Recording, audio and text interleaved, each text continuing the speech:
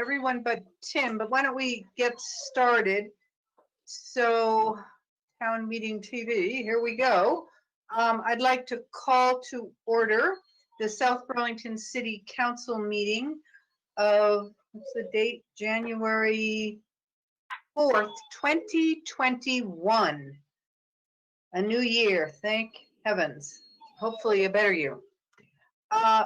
First item is the agenda review. Are there any additions, deletions, or changes in the order of anything that anyone wishes to make? Okay, seeing none. Item 3 then is the possible executive session. So Tim isn't here, so we don't have the actual language. But I would entertain a motion to go into executive session to discuss financial matters where premature general public knowledge would clearly place the city at a substantial disadvantage, and to receive advice from legal counsel, including matters related to personnel.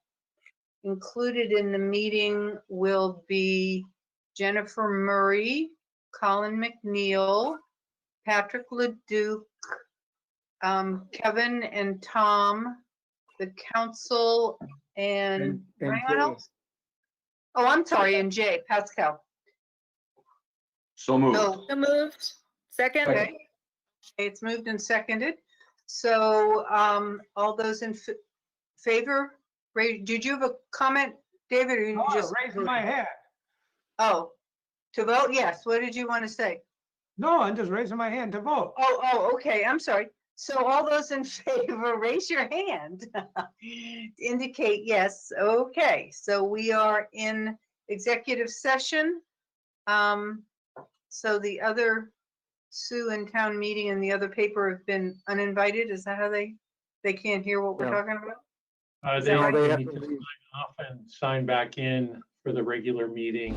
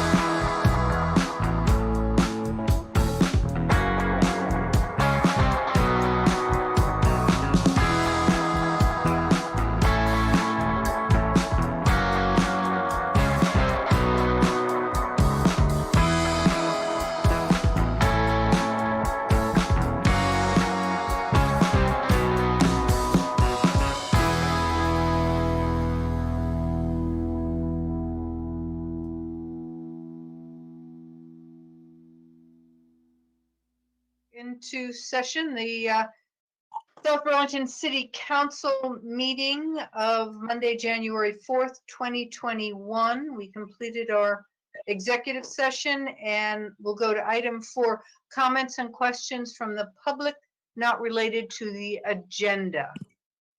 If there is someone who would like to speak, if I'm not you're on here. Yeah. Oh, I would. who is that? It's Was that- Laura Waters. Laura, Laura okay. Smith, Laura Waters. Yep. Well, hello, everybody. Happy New Year. Thank you. You as well. Thank you. So, the reason that I'm here tonight is I wanted to reiterate that the Act 250 permit application for the Burton project has been submitted, and that there is there's a site visit and a pre-hearing conference on July 13th. I'm sorry, January 13th. January 13th. Yeah. January 13th. The person who's the project manager said that he called somebody with South Burlington or left a message to alert everyone that this is coming up, because South Burlington, I believe, automatically is an interested party, but he's not heard anything back as far as whether South Burlington is going to be involved with this. So I just wanted to lay that out and ask whoever's responsible, I don't know who that person would be, to contact Act 250 and make sure that South Burlington is included in the list of interested parties, because otherwise, if this thing continues, then you don't have any authority to appeal or do anything. And the Right. letter that South Burlington wrote to the City Council, Burlington City Council, was excellent, and that would be, something that wouldn't really cost much time or effort, but could be resubmitted, tweaked a little bit as far as Act 250 is concerned. And I think it would be super helpful to all of us to get that recorded. Okay. Well, thank you. We And have been also, advised. I wanted to, I just want to read into the record a letter from one of our neighbors that he wrote at 5:30, so most of you probably didn't see it, but I want to get it in the record, and it concerns this. Dear City Council members, I'm writing this letter on behalf of my family and neighbors in Queen City Park. The Burton Act 250 hearing process has begun, starting with the site visit on January 13th by the Act 250 Regional Board overseeing the hearing. These hearings will be led by Aaron Brondike, who's the Act 250 State Coordinator. They expect the hearings to be contentious enough that he has stepped in to oversee them. A number of interested people from the 5 surrounding neighborhoods that will be impacted by the Burton HUD project should be applying for party status in the hopes of influencing the Act 250 board on the environmental impacts decision that will be affecting the surrounding area, along with its inhabitants, human and otherwise. I am writing to strongly encourage and hope that the South Burlington City Council will participate in these hearings, however they see fit to do so. Ways to do this would be to include party status as an abutter along Queen City Park Road, as well as sending a strong written message to the Act 250 board that South Burlington is concerned about the environmental impacts this project will have on the adjacent South Burlington neighborhood of Queen City Park, the South Burlington Town Beach, and Red Rocks Park. Environmental impacts will result from noise, traffic, possible mitigation of hazmat site contamination toward the drilled drinking water well supply, Queen City Park, as well as the South Burlington City Swimming Beach and Red Rocks Park. The impacts are all negative and potentially harmful. I encourage you, our city representatives, to send a letter expressing your concern, similar to the letter South Burlington sent to the Burlington DRB regarding the Burton Hub project permit application as soon as possible. Thank you for your careful consideration of this important request. Respectfully yours, Michael Turner. Okay. And that's it. Thank you very much. Well, thank you very much. And we are aware of that. Thank you. Are there any other comments from the public on items not on the agenda? Okay, so we'll move on to announcements and the city manager's report. I do not have anything to announce. Tom, you do. I would just like to use this opportunity to give a public kudos to our South Burlington Police Department. I read the other paper article about their investigation of the hit and run accident, and I was quite impressed by everything they did. talking to local business owners, narrowing it down based on the paint chips that were at the scene. I just think they did remarkable work, and I hope they know that they were appreciated. And it's remarkable what our Kevin Grealis and other officers put into such an important investigation in such a short period of time. So great work. Okay, thank you. All right, so the city manager's report. Kevin. Really not much today, Helen, after the holidays. We're going to have a staff planning session next Wednesday for a couple hours, really looking back at what we've learned from the COVID experience and also planning ahead for the next 6 months, things we want to try to get done or things we want to get on track. I think the public can anticipate that staff is going to be working from remotely and that City Hall is going to be closed probably for another month. We'll have to wait and see what the governor advises, but I think we've been able to manage it pretty well, notwithstanding the lawsuit against the city clerk by the out-of-state title company. But even with that, people are able to come in and do their title searches now on a reservation basis, and I think it's going pretty well. So that's what I've got tonight. Okay, thank you. So let's move on to the consent agenda. And there are 2 items, disbursements, consider and sign disbursements. And also the second item B, approve a 3-party agreement between the City of South Burlington, the Dorset Park Skating Association, and the C. Anthony Cairns Trust. So I would entertain a motion for approval. So moved. Is there a second? And a second by Tom. Is there any discussion? Megan and then Tim. Yeah, I was just noting the difference between the 2 contracts for the Cairns Association, the Dorset Park Skating Association, and Cairns Trust. I just wanted us to at least take note, and I just wanted, yeah, I'm willing to vote on this. I was willing to move and second it as well. But the city's right to pay the loan. In the new contract regarding the new entry, if there is a default or something that means that the city would want to take over, we would be paying back the family trust as opposed to the bank, which is in the original contract. So I just wanted to have that out in the open. I wanted to actually hear from other councilors about that. It's just, I understand that the family trust is being used as kind of a, a go-through here, since they'll be acting as a bank, right? Putting out the funds and then being paid back by the skating association. But that just seems to be a different arrangement. And I wanted us to maybe weigh the differences between our being beholden to a trust as opposed to a bank. I think I can clarify that fairly easily. When we were looking to finance the addition, and we still have a small balance due on the original mortgage, we could have done that through the bank, but the terms were not quite as favorable as we might like, and the amount of paperwork and cost to finance through the bank was significant. Finally, Tony said, let's just get this done. I'll finance the whole thing. So basically, Tony took over. Tony is indeed the bank right now, and we will look to refinance with a bank. I forget what the timing is that we've said, but Tony's good to continue the financing as long as necessary.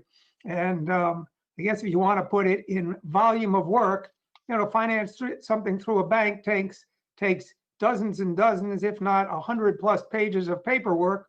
I believe the agreement with Tony is 2 pages long, maybe 3. So, we eliminated a lot of red tape, saved money, saved time, and got the project done. And that's the whole reason.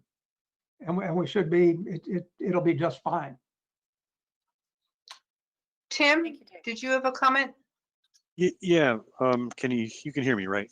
Yes. So this question's for Tom Hubbard about the disbursements. Why did the city of Burlington overpay their taxes to South Burlington? Is that airport tax that we had to refund? What, 12,200 approximately? I'm just curious where that comes from. It is one of the airport properties, Tim. The commercial property paid directly, and then the city paid as well. So the city's being reimbursed for paying for the owner. Oh, okay. Is being the city's, The we're city paying, of Burlington is being Oh, okay, okay, refunded. got it, the payment that got it. they made. Yeah. okay, Whereas the manager of the property has already made the payment. okay, so we're paying them back. Okay, got it. Thank you very much. You bet. You always have an Megan, explanation. Thank you. was that answer enough information for you? Yeah. Maybe, okay. That's Dave? what I was gonna ask. Did that give you enough, Megan, to understand it completely? Yeah, and I simply wanted it to be publicly discussed. That's Sure. basically why I asked. It's one of the beauties of having, a public-private partnership is that when you've got the private sector involved and they're able to do something responsibly and expeditiously, it helps the whole process, good for everybody. And as everybody knows, we've been at this for, if you can believe it, 27 years now, I believe. And, That's a lot. and it goes beautifully. So it's great. Other than the fact that we're not generating much revenue right now. Yeah. Sandy Dooley, did you want to make a comment? You're on mute, so Okay, can you hear me? yes. Okay, is Tony still on the board? Yep. And the Dorset Park Skating Association is a 501c3, right? Yep. Are we paying interest to the trust? We're paying interest to, I forget, yes, there's interest in there. It's less than the bank interest would have been, I believe. Is More favorable rate. do the bylaws of the association allow a director to have that kind of financial relationship That I can't answer. with the We'd have to ask our organization? attorney. Sandy, I don't have an answer to that. We'd have to ask, Rick Kozlowski reviewed, he's our attorney and he's on the board, reviewed everything before as we proceeded with this arrangement. So I can only presume there's no conflict, can certainly inquire further if necessary. Because I know when you do at least as I recall, when you do a 990, you have to reveal whether any of your board members or officers have a financial relationship with the organization. Anyway, I'd appreciate your checking that out. Okay, Can do. thank you. Good point. So should we wait and only vote on the disbursements and wait till we get that information before we approve the agreement, three-party agreement? Is that the right thing to do? Or are you? I'm, Helen, I think my personal feeling is, this is Kevin. I'd like to get it For the done. purposes of this- David, let this Kevin answer relationship, that. Oh, yeah. please. This was consistent with the prior agreement from 1991. This is really an agreement for the most part between the city, between the trust and the association. The association's lease is the security behind this. So we're in this. Andrew really didn't know that there was a reason why we needed to be in this other than we were in back in 91. And so whether or not it's in the bylaws that Tony can finance this and still be on the board is really a discussion between he and the association, I think. If Rick has looked at this, Andrew's looked at this, neither one of them had any issue. I can go ahead and get this done. It's not going to stop the project at all if you want to wait till the next meeting to do it, but anyway. Would you I like think to just keep it on the consent agenda? I'm okay with that. I'm okay with voting on it too. I think it's great that Tony Cairns is so supportive of this project. It's a tremendous asset for the community. I'm glad it's happening. It's moving forward. But I agree with Sandy Dooley that we should look into this and maybe the board should consider if there's any concerns or other disclosures they need to do, but it doesn't pause me from supporting this agreement.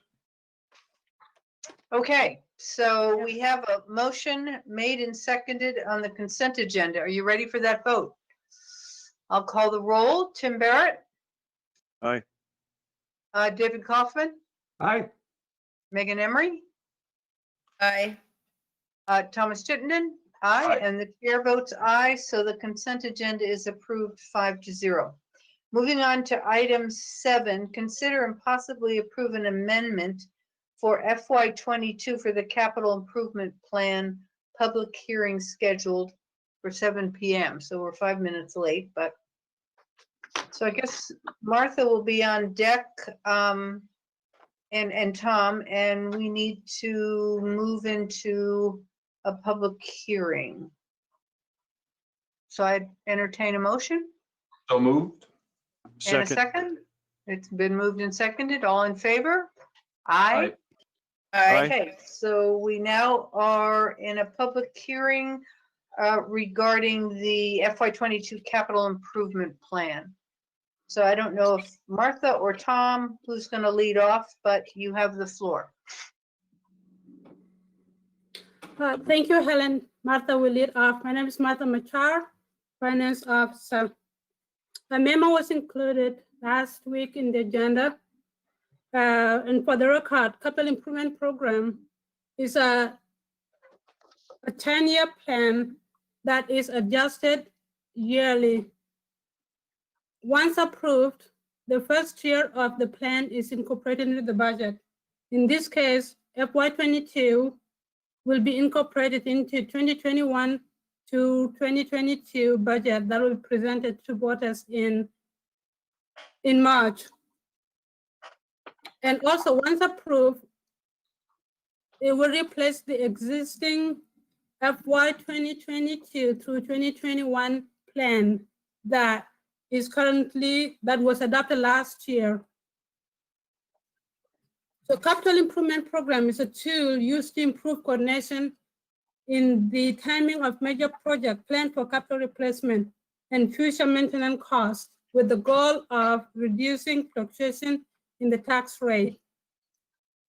You will also notice that some edits have been made since it was presented to Council in December, and those edits represent a reduction in the amount of vehicle as proposed for public works by 1 and by 1 cruiser for police department.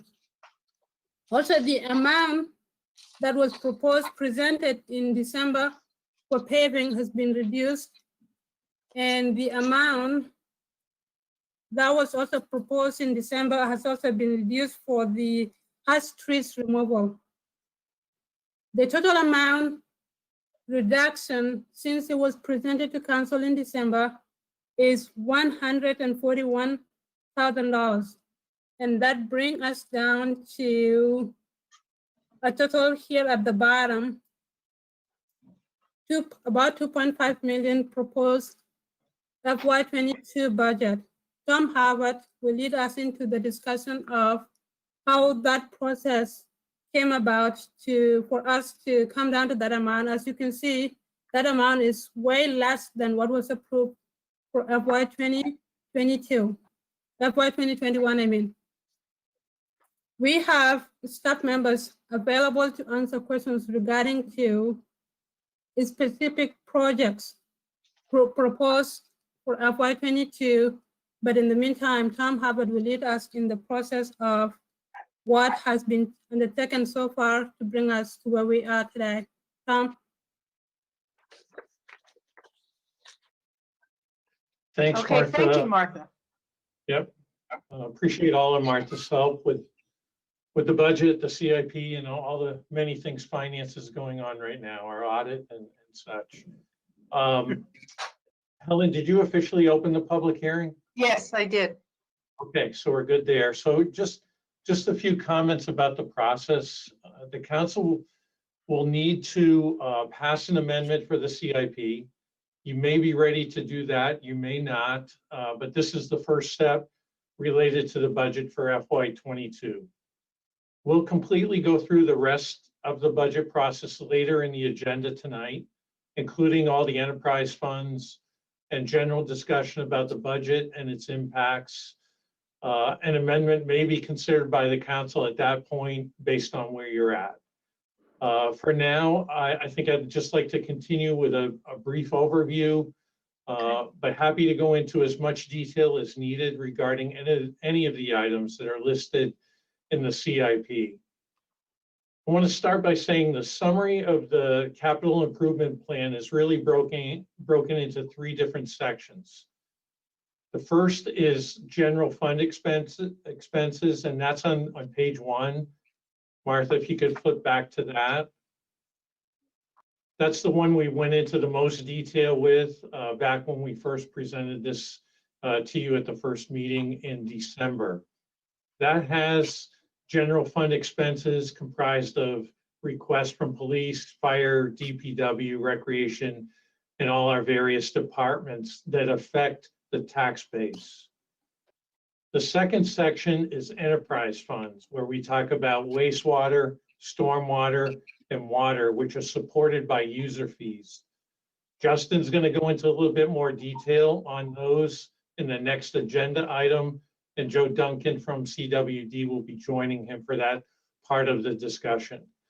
And the third section that comprises the capital improvement plan are special funds. These include monies for penny for pass, bike and ped improvements, open space projects, energy projects, and city center, which are supported by dollars that are outside the general fund. As Martha noted, we initially presented this to you back in December. It's been slightly adjusted with some reductions since then to really fit within the proposed requests that we've given you for the general fund.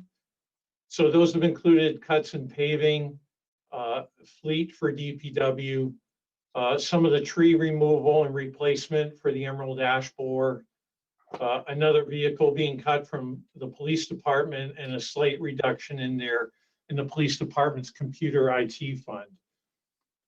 The result is that some of these projects originally planned for FY22 or had additional funding proposed for FY22 have either been reduced or moved to some out years in the CIP for consideration at a later date. Overall, the general fund funding for items in the CIP, the capital improvement plan, has decreased by about $400,000 in the general fund from what was approved last year, currently our FY21 fiscal year. All of our department managers are in attendance tonight to respond to any questions related to any of the department asks, including Ashley Parker, who's worked with the Bike and Ped Committee and the Natural Resources Committee, and have both committees which have reviewed and supported the projects that are proposed. Justin, who will speak to the enterprise funds, along with Joe, and all our other department managers to respond to any questions regarding their department. So with that, Martha's pulled up the summary of the projects, starting with the general fund page, and we're ready for any questions from the council or the public as you now that you've officially opened the public hearing. So happy to engage our other managers and respond to any questions council or the public has. Thank you. Are there any questions by the council? I don't see any. How about the public? Oh, Sandy. Dooley. Okay, you can hear me? Yes, thank you. Okay, on page 94, it talks about in the coming year, 75,000 would be spent on an indoor recreation facility. And then another 21 million would be spent over the following 2 fiscal years. And well, just to refresh my memory, the voters turned down by 56% a proposal for a local option tax. in 2019 that would fund an indoor recreation facility. And I'm also been thinking about how voters might be more interested in outdoor improvements, more rec paths, et cetera, as a result of COVID. But my main thing is, what is the 75,000 in the FY22 budget to be, what is that to be spent on? And in terms of the future, my recollection is like for purchasing the initial proposal to build a fire police station in what became Wheeler Nature Park, and also City Center, and then later to buy the property that's now the police department. We've had separate votes at town meetings, so I'm just wondering, what's the plan for getting voter input on the proposal to build an indoor recreation facility? Okay, is that Holly? Or Tom? Maybe I can start with that, Helen, and then I think we'll go to Alana. But to Sandy's point. May I just say, it seems to me that the council are the people that will, maybe this is an administrative decision, but isn't it the council that decides whether something is put on the ballot and when? Absolutely, Sandy. Absolutely. I thought Okay. you were asking what the Yeah. $75,000 was for. I'm Which is asking both something- questions. Okay, well, The let's get, 75,000, and then what's the plan for getting Okay. the rest of the money?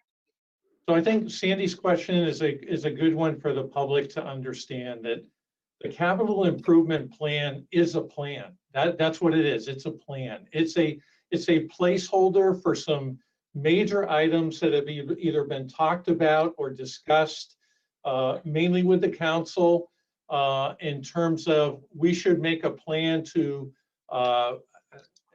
within the next 10 years, outline all the different things that are going to be considered. Nothing moves forward, absolutely nothing moves forward without the council ratifying an amendment every single year for what the next year's capital improvement plan calls for.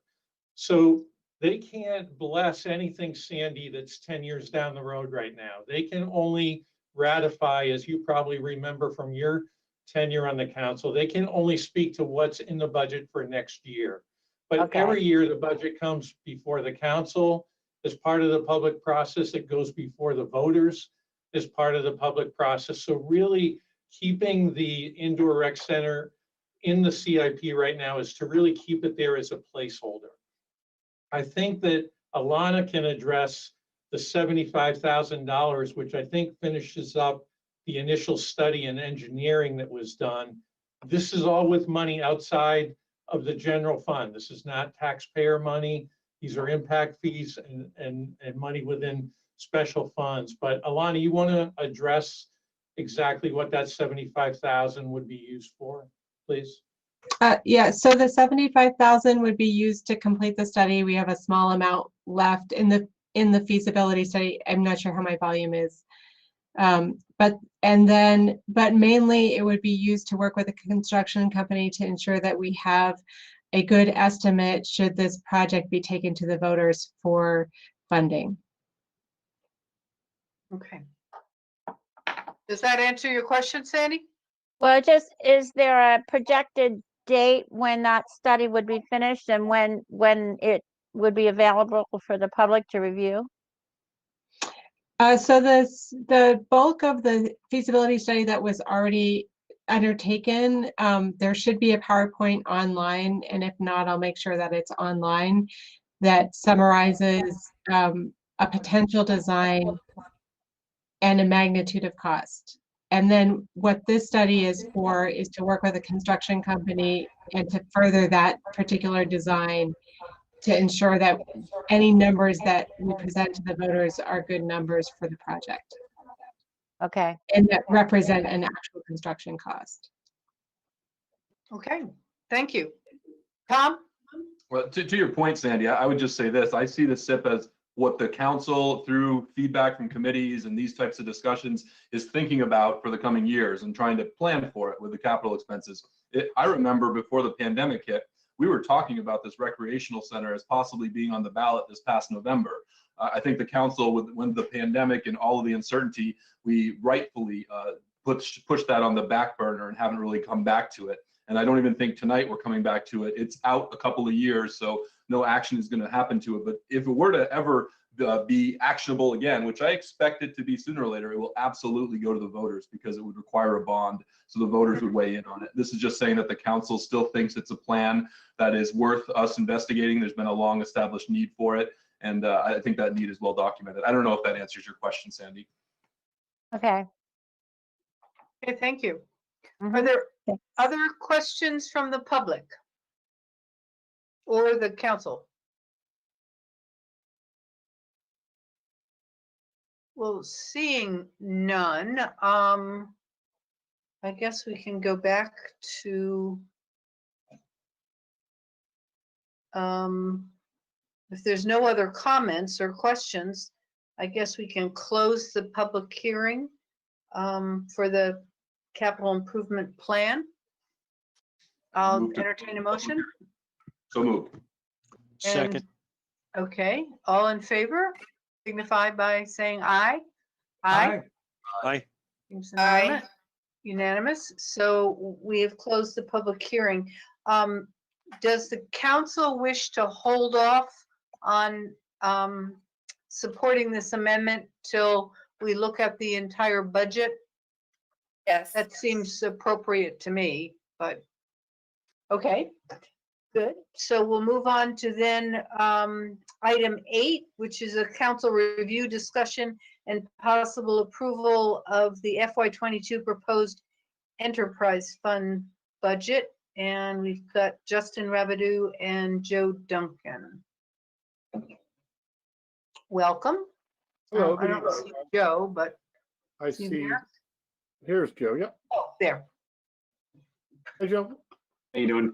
Justin Rabideau, Director of Public Works, and with me is Joe Duncan, the General Manager of the Champlain Water District, the city's wholesale water supplier.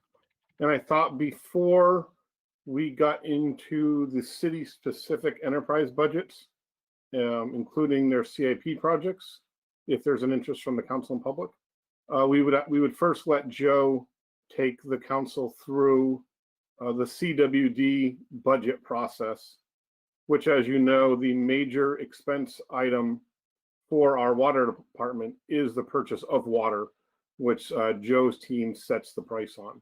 So we thought we'd let Joe just give an introduction. Okay, and great. give him some face time, and then I'll take it from there on the larger issues.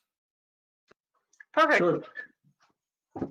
Thank you, Justin. Good evening, everybody. So as Justin said, we are your wholesale water supplier. So we draw water out of the lake, we treat it, and then we pump it out to our 12 service systems, and South Burlington being the front door and home city for us.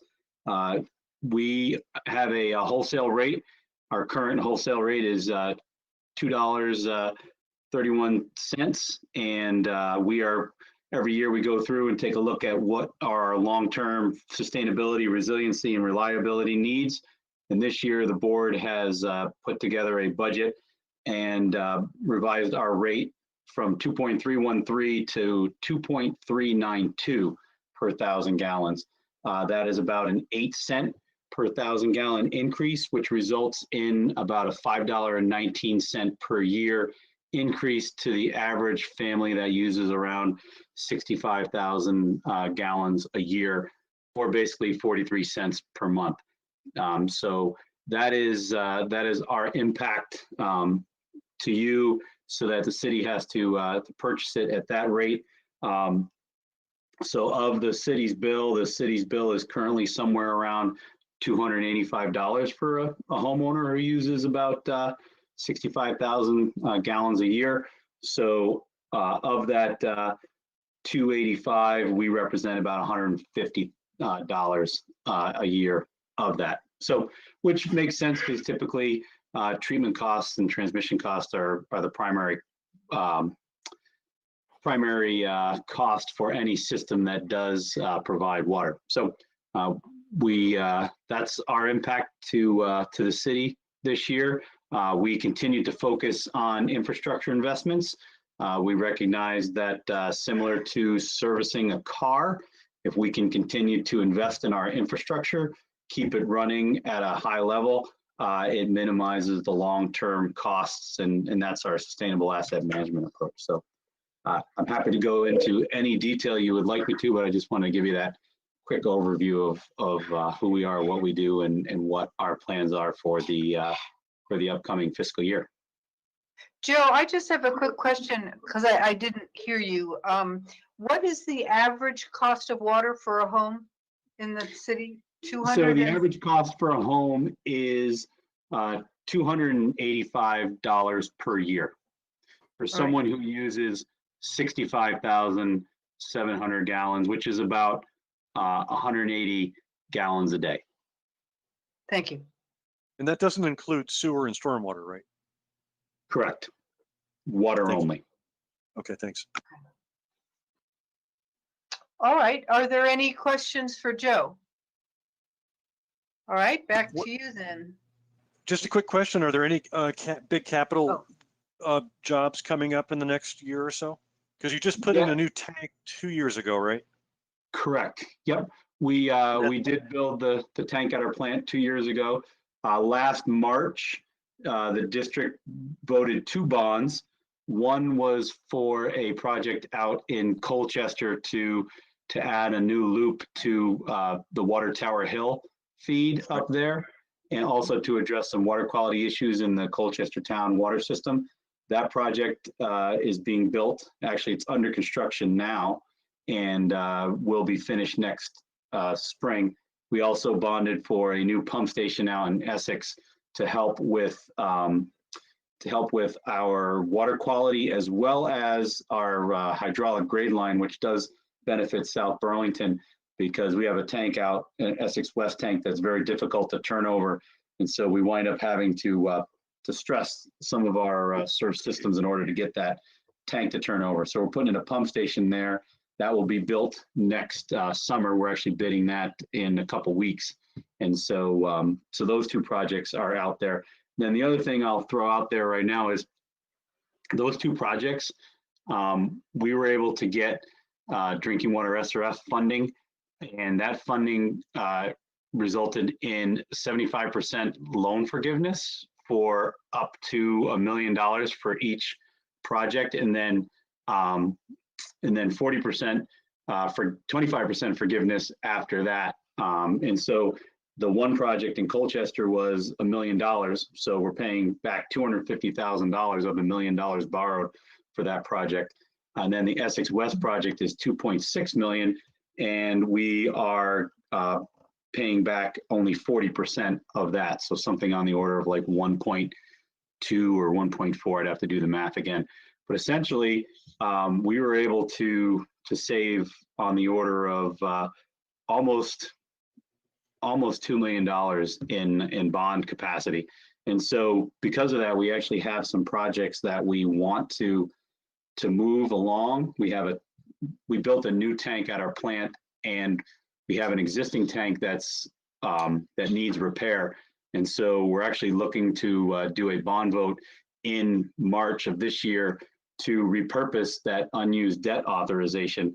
It actually keeps our debt service lower than what we had originally anticipated prior to the loan forgiveness, but allows us to move forward that, plus some pump station work down at our Lakewater pump station. So we do have another round of bonding we're looking to do, but it actually is a net zero impact on the rate. Actually, if anything, it's even lower than we had originally anticipated because of the loan forgiveness we're getting through the SRF. Sorry for it, maybe more than you wanted to know, but those are some of the things we're trying to reinvest in our infrastructure. No, that's what I want to know. Thank you very much. Yep. Thank you. Okay, Kevin. No, I'm sorry, Justin, excuse me. Yeah, and also, just so you know, on the call is the city's representative, appointed or voted, I believe it's voted, member to the Board of Commissioners, Dennis Lutz, South Burlington resident. So he's the city's representative to CWD. So if there's any additional questions, Dennis is here in that capacity as well. Thank you. Thank you. So moving forward, I just wanted to give a brief big picture overview of the three utility funds. As I believe Councilor Barrett's question, yes, they are water, wastewater, and stormwater. Martha, can you go to the rate comparison tab, which I think is the rightmost tab, or it was the rightmost tab? Oh, there it is. Okay, it's its own tab. So I want to start from this point and work backwards. This is the sheet that we always have in the annual report. And it just is a summation of where our proposed rate increases stand relative to both the current rate as well as the average increase to the South Burlington homeowner. Starting on the bottom, you already heard Joe use the number 285 for South Burlington, and that's arrived at by looking at what the 2021 rate of 277.11 plus the 2.9% increase of an additional 789 gets us to $285. So that's where Joe, so it's good that we have the same number, Joe, coincidentally, but that's where that number is derived from. The biggest takeaway for us, well, we have a couple. One is the stormwater division continues almost in the manner that Joe just described, their ability to not just get grants, but also to get loan forgiveness. The stormwater staff continues to bring in hundreds and hundreds of thousands of dollars of grants to South Burlington, always in a manner exceeding our budgetary expectations because we budget conservatively. As such, we can again continue to show a lower than forecasted utility rate increase for stormwater. And the stormwater rate, if you can scroll up a bit, Martha, so we can just see the header of this, please. Thank you. The stormwater rate is referred to as an ERU, an equivalent residential unit. So basically, if you own a single family residential home or a condominium in South Burlington, you're charged presently $7.08 a month. With our proposed increase in FY22 of 1.7%, that goes to $7.20 a month for a grand total of $1.44 for the year. So we have $1.44 in stormwater. We already discussed we're just under $8 in water, and we're proposing, and again, this is a lower than anticipated number within sewer. We're proposing a 1.5% increase. And as you can see, sewer is our most expensive utility to fund. It's roughly $350 a year for the average homeowner with the 1.5% proposed increase. But those three items in totality are $14.50 to the average single family homeowner in South Burlington. And I'm sure all the councilors have done this through the proposed utility budgets. The biggest thing people's attention is drawn to is the dollar change or the percent change in any one line item from year to year. So there's just a few I want to highlight, if I may, in wastewater particularly. The largest increase in expenses of things that staff controls, and that does not include items like salary and benefits. Those are administrative assigned cost. But things that my group is in charge of, the biggest increases we're seeing are in chemicals. So you'll see, $15,000 in polymer, $10,000 in caustic lime, $25,000 in alum. All of that is a direct result of and directly affects our effluent phosphorus discharge. We're permitted by the state of Vermont to discharge roughly 790 pounds of phosphorus combined at both wastewater facilities into Lake Champlain each year. We presently discharge somewhere between 5 and 8% of that annual total, which is an incredibly low number. I can't imagine people are coming in any lower than our concentrations of, for example, 0.02 milligrams per liter or 0.03 Sometimes we actually get non-detectables because our phosphorus is so low in our effluent, but that there's a correlated expense to that. And we're seeing an increase in those line items for chemicals, but we feel it's appropriate, just given what it is we all know about the detrimental impact of phosphorus on Lake Champlain. And on the positive side of the plus or minus, draw your attention to the Airport Parkway loan payment. Martha, that's near the bottom of the expense items if you scroll down a bit. Just a little bit more. So yeah, so you'll notice, I think Martha's highlighting, yeah, thank you. A $367,000 decrease in our annual payment. We had been scheduled to pay, and we have been paying $1.27 million annually to the state to pay back the 2012 completed upgrade to the Airport Parkway project. Total project cost of $30 million. However, we were able to receive this year we applied for and received a retroactive grant that reduced the principal on our loan balance by over $4.5 million. So our recalculated debt schedule has our new annual payment of just above $900,000. So it's almost a $400,000 savings that was achieved through staff's pursuing and frankly pestering the state for about 6 years for this grant.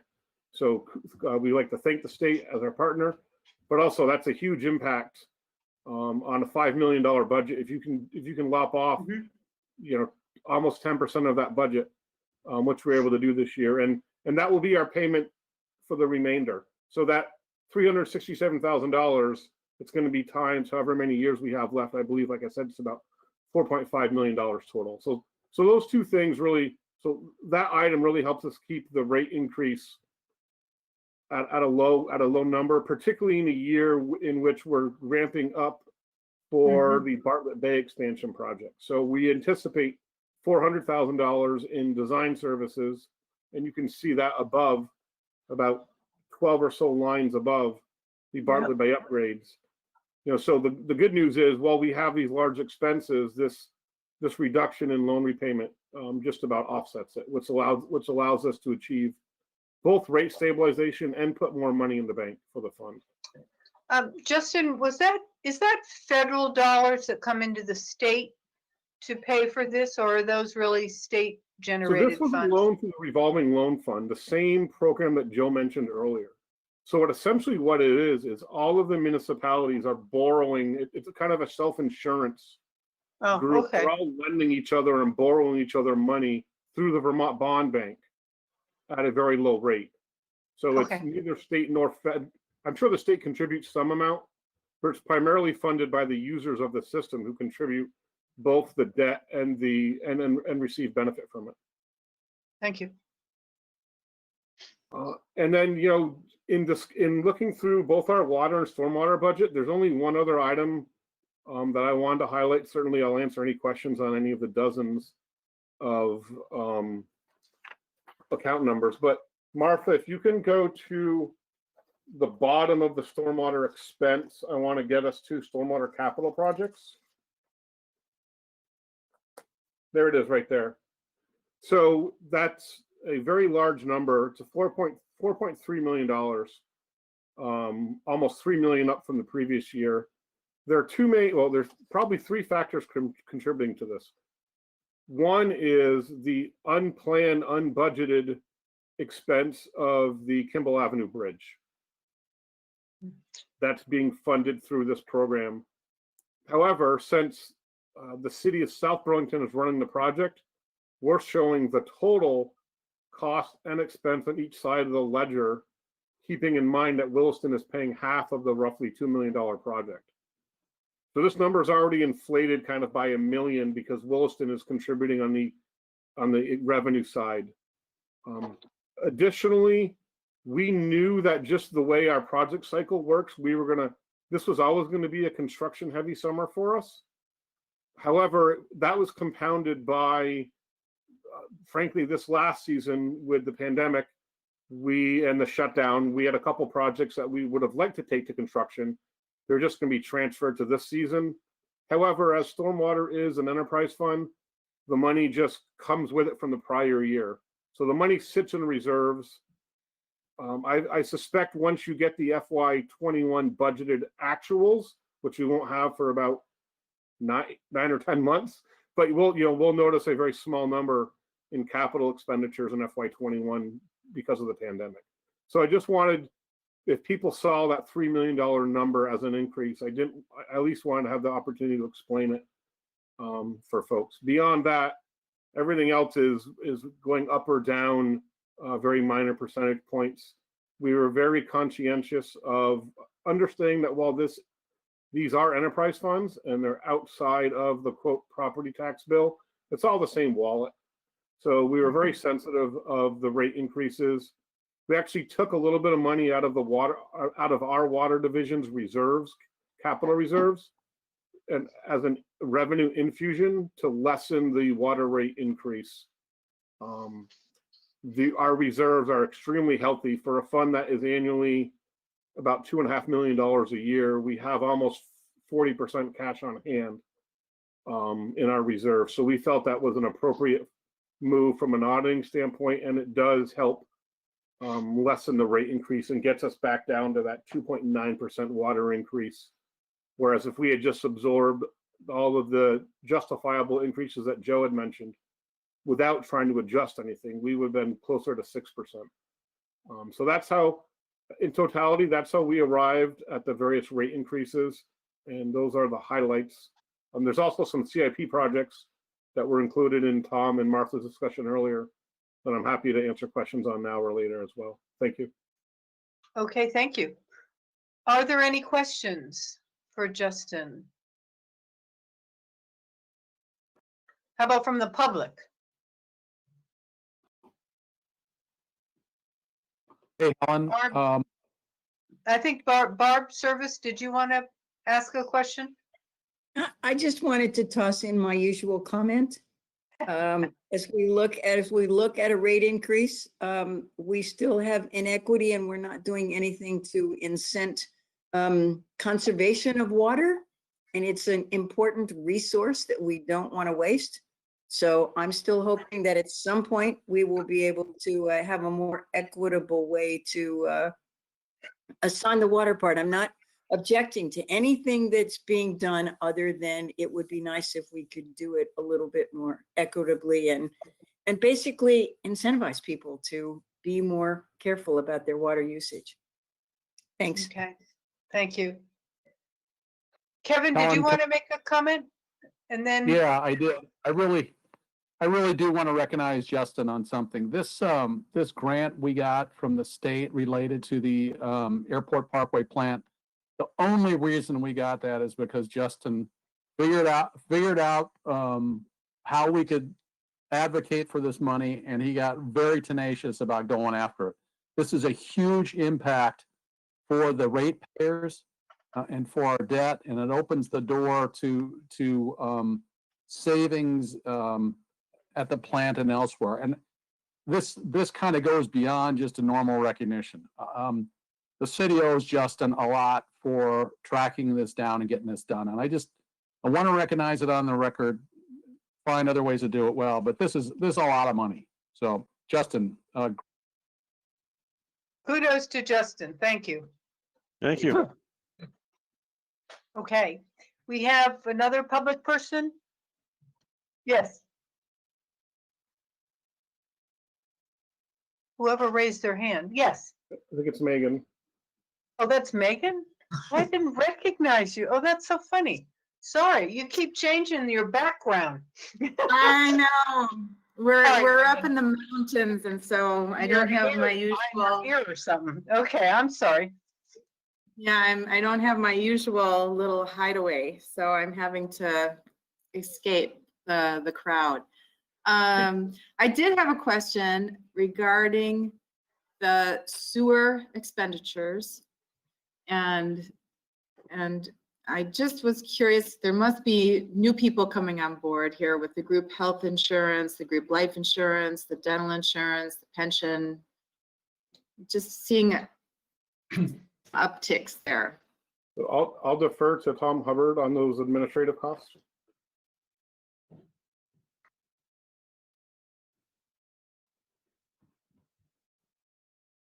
Coming. Here I am. So yeah, we did a really in-depth analysis of all the enterprise funds this year and developed a new comprehensive schedule for all the employees. So these are more reflective of actual costs that are coming out.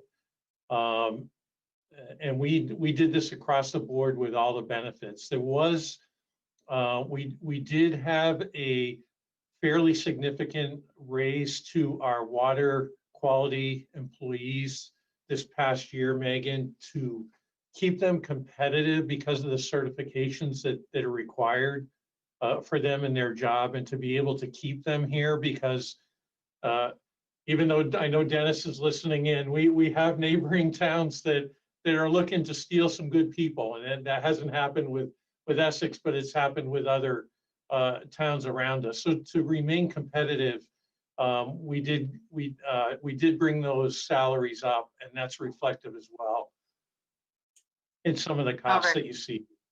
Yeah. Okay, but in addition to the salaries, there's also the health insurance that's up by over 25%, right? Yeah, again, it's more truly reflective of what's actually being paid out as we did the in-depth analysis. It's going to actually help the general fund, but I'm sure Justin wasn't happy to see the figures either as they came out of the enterprise accounts. But it took us quite a while to do the analysis. I think it was worth doing. Yeah. Okay. All right. Thank you for that. And we've added, is it one more person, Justin, to the water quality than we had? I know we're looking to fill a position as well, but. Yes. So that also accounts for an additional employee as well. Right. Very good. Thank you. Thank you. Any other questions? Seeing none, I guess we can move on to item 9 then. Thank you very much, Justin. This was excellent, and I appreciate you pointing out the highlights, and Joe as well. Thank you. We'll move on to item 9, council review, discussion, and possible approval of the FY 2022 draft general fund budget. And we'll go to Tom Hubbard for that. Okay. Now I can recognize you, Megan. Your picture's bigger. It was so teeny. And we'll have Martha pull that up. I guess, Helen, I'd like to start with just some general comments. As I shared with the council at the last meeting, this is one of the most challenging budgets that we as a team have really submitted to the council. And we all certainly understand the reasons behind that. Before I begin, I really want to extend my sincere thanks and appreciation to all our department managers on working with us to develop a budget that reflects and responds really to the fiscal crisis that we're in as a result of the pandemic. None of us have ever gone through this before, and with Kevin, we continue to be thankful, continue to be proud and honored to work alongside each of our department managers, to work alongside each of you as we continue to move through this. And we still have challenges even in the rest of this year, as we're only halfway through fiscal year 21. So we're bringing forth a budget that has compromises, it has sacrifices, and in some departments, it has reduced funding for services. We're responding in a way that we believe to be fiscally prudent and responsible, given the challenges that we're facing. While you as a council are aware, because you've heard me say this a number of times, of what the major impacts are on the budget this year, we recognize that there's maybe people from the public that are hearing this for the first time, And I'll go through some of those and hope that this will help prepare for discussion tonight. I'm mainly going to outline some of the more significant increases and decreases that are projected. And to be honest, I'm actually more concerned about the reduction in our projected revenue than the relatively small increase that we have in expenses for FY22. The proposed budget is a 0.98% increase in the tax rate, so just under 1%. It assumes a 1% growth in the grand list as projected by our assessor. And this is understanding that the real grand list numbers will change once the reappraisal is complete. But this provides really the only true measure of how residents can determine what the impact is of this budget and what that will have on their taxes at this point in time and how it compares to recent budgets. So this kind of puts an apples to apples kind of comparison in terms of what these numbers mean. And based on what's being proposed, what that means to the average taxpayer is an increase of $13.01 for the year for the average condo, and an $18.76 increase for the year to the average homeowner.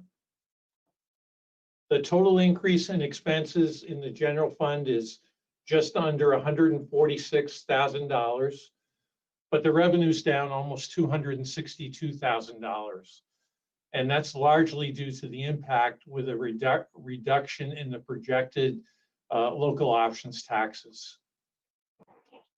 So looking at some of the major expense factors, that we have a number of cost drivers that we've identified. These are agreements with our 3 bargaining units, health insurance and pension increases, workers' comp, property tax and liability increases, reduction in the interest on our investments. We've actually gone from a 2% interest rate to a 0.25 interest rate, and we don't expect that that's going to rebound quickly.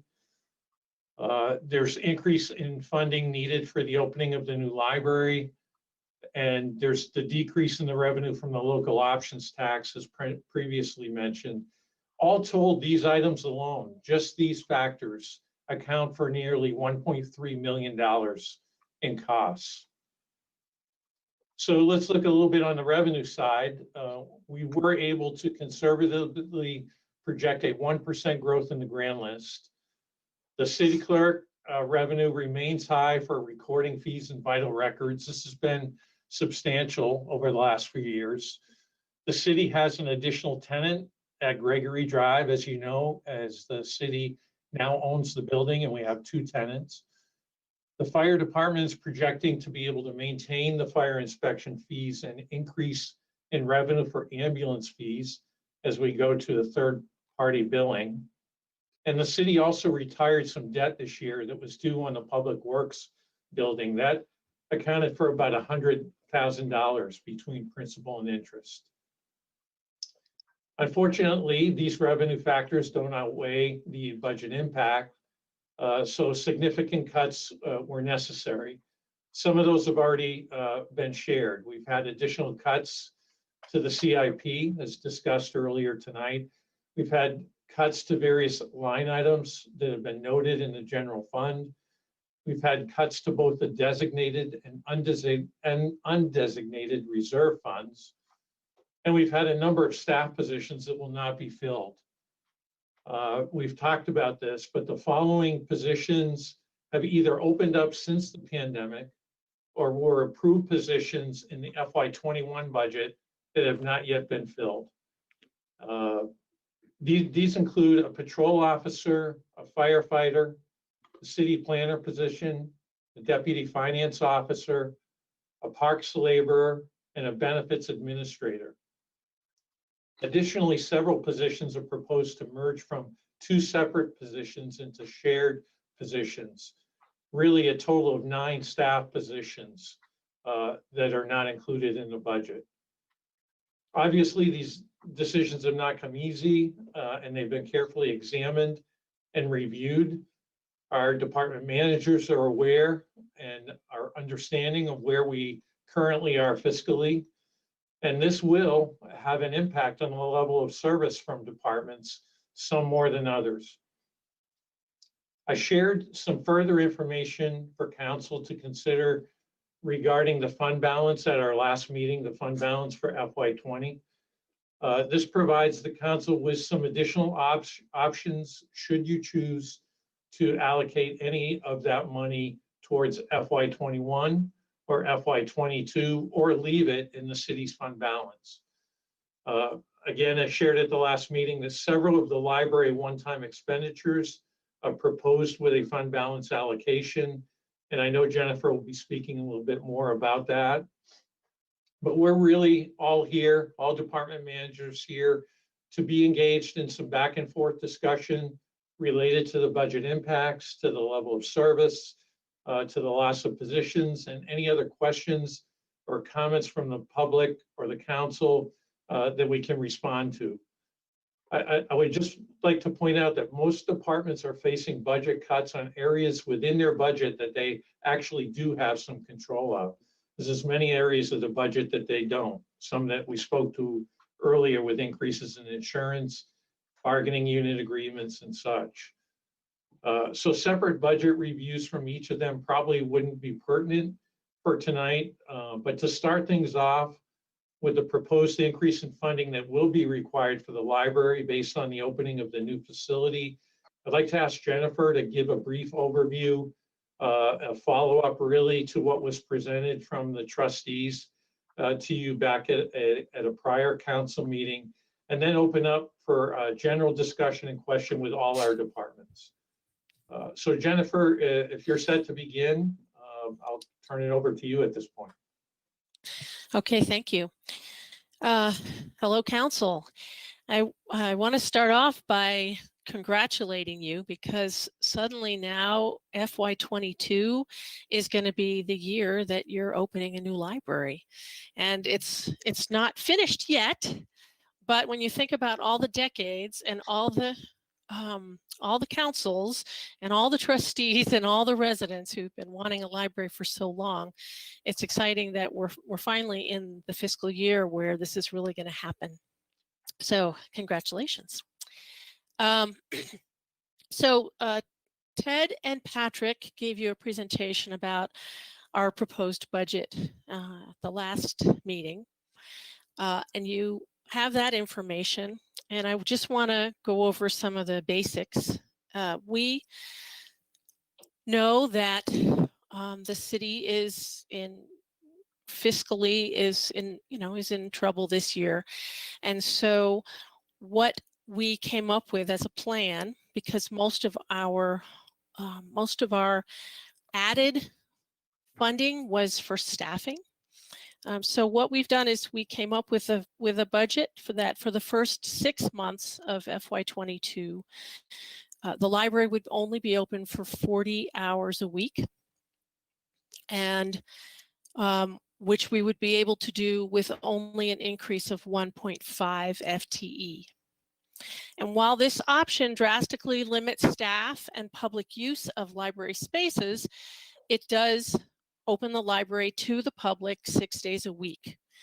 And so our hope is that we can start, our plan is to start there, and then over time to maximize the space for programs and services, which so that we can achieve what the building was designed to do. So after the first 6 months, the second 6 months, beginning in January, the plan is to open more evenings, allowing for more programming by the library, other departments, and public groups. And at that time, after being open for 6 months, we'll have a better picture of how new populations are using the library. And then we'll add staff to fill those evenings, but in a way that is appropriate to who's using the library and how they're using it and how they want to be using it. We'll be asking questions like, are we seeing the Marcotte students coming in after school as we anticipate? Are the teens coming in after school? Are they staying on into the evening? And are we programming for them, or they just need space from us? Has the book circulation doubled, which libraries that open new buildings often are saying that their usage doubles? Is that going to happen for us? And at what rate is the public reserving meeting rooms? So those are some of the questions that we'll have some data from the first 6 months, and then we'll be able to get the right people in place to make sure that we can open the library for additional hours and address the appropriate needs for the second 6 months. Tom mentioned the fund balance, and the line on the budget is library equipment, and I believe it's around $26,000, and that is for one-time purchases of 2 self-checkout machines. Self-checkout machines, when I visited a lot of libraries, they're very popular. They're useful. They mean we don't necessarily have to add a lot of circulation staff, because once people get used to them, they might choose to go to them. So this is adding 2 of those self-checkout machines for us to have in the circulation area of the library. So if you could, if possible, it'd be great to get those from the fund balance. So opening the library has long been a community dream, as I mentioned, and this budget for us keeps additions to a minimum for FY22, because we are doing our part in keeping expenses low while also making the new library available to all residents. And if you have any specific questions, I'm happy to answer them. Are there any questions? I would agree. It's very exciting. It is pretty cool. All right. So who's up next for the general fund? I think at this point, Helen, we'll just open it up to questions on any of the budgets, and Martha can pull up the different sheets. If you'd like to hear from any of the department managers about any of the impacts on their budgets, they're all here. So feel free to call upon them. Okay, are there any questions? Tim? So just quickly, the revenue shortfall, Tom, is mostly due to the local meals tax, right? Rooms and meals. It's about $250,000 that I'm hoping that's a conservative number. Mm-hmm. Mm-hmm. It's going to be more of an impact this year, Tim, but I'm hoping by the whole full fiscal year of FY22 that we're able to get back to some normalcy. And I think by FY23, we can go back to the numbers that we've been looking at over the past couple of years, which were substantial in offsetting some of the costs in the general fund. Have you seen, I mean, the numbers from the state in terms of the sales tax? Does it indicate that you don't have any way to differentiate? We've talked about this before, between internet sales and local sales tax, right? You have no way to tell the difference. We don't, and this will be a key one because the next allocation that we get is in mid-February, and that will include the period of about mid-November, I think around the 14th of November through mid-February. So we'll have the whole holiday season in there. It's usually our biggest take in terms of local option tax money. The sales tax on the first allocation that we received was pretty close to what we'd received in past years. It's the rooms and meals that have really taken a hit. Do you ever talk to the Burlington, your Burlington counterparts? Because they receive their local sales tax directly to them. It doesn't go through Montpelier, right? Correct. And so That's if an they, agreement that they have with the state. The state doesn't have that offer to any of the rest of us. Right. But Burlington then received a remittance from the state, which is represented by the internet sales, right? I believe so. So do you know if their ratio looks like there's been expanded use? I mean, I'm sure there has been, but I'm just curious what the percent difference is in internet revenue versus local normal sales tax revenue. And I'm just curious because they're the only ones that could give you that ratio difference over time, right? Yeah, I would love for the tax department to be more willing to share some of that data with us. Maybe they will. I mean, they're going through the same shortfall that we are. Right. A decrease in local options for us is a decrease for them as they take 30% of it. So we should all be concerned about where is that coming from. And I would love to have access to that information. My second question really quickly, Helen, is the positions that won't be filled, what impact do you think that will have on the city or its services or the residents themselves, if you can quantify that? I think we can by having some of the department managers speak to that point. And, you know, maybe we'll start with Paul Connor. Paul has a fairly small staff. The city planner position is not being proposed to be filled, and maybe Paul can talk about the capacity that he envisions for his department, and then have some of the other managers speak to some of the positions being cut as well. Paul, you want to kick that off? Sure. Thank you, Tom, and thank you, Tim, for the question. You know, I think as Tom said, this is you know, a challenging budget for all of us, but we're all trying to, you know, recognize that this is also a challenging budget for all of our residents. So as Tom described, in the Planning and Zoning Department, the proposal is to not fill the city planner position. That was a position that was voluntarily vacated this past summer. What the effect in our department on that is, and therefore to the public, is essentially we have certain required functions that we have to do, and those are on the permitting and the development review side. There are statutory requirements, there's local zoning requirements, there's due process requirements, and so you know, we will continue, you know, as best we can, largely unimpeded in that section, which means that the side of it that gets affected is more the long-range planning side, the voluntary actions of the city.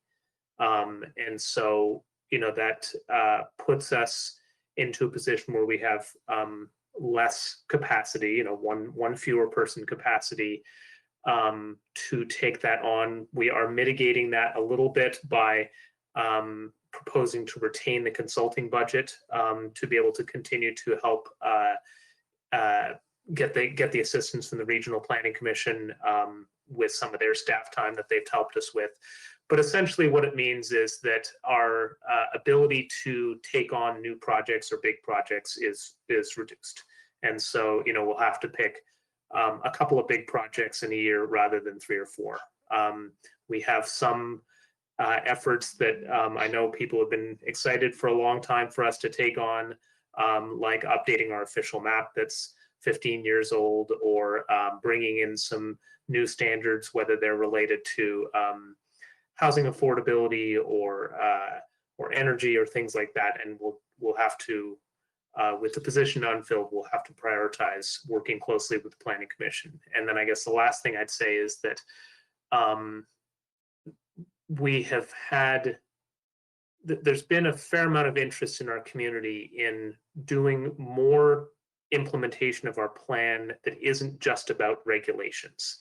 That's about whether it's developing a climate action plan, or it's working on sustainability across departments to embed it into our decision making, or it's setting up pop-up markets for our local entrepreneurs. That kind of sort of implementation without it always being about rules. That's going to have without the city planner position or a position like it being filled, limited capacity to take those things on.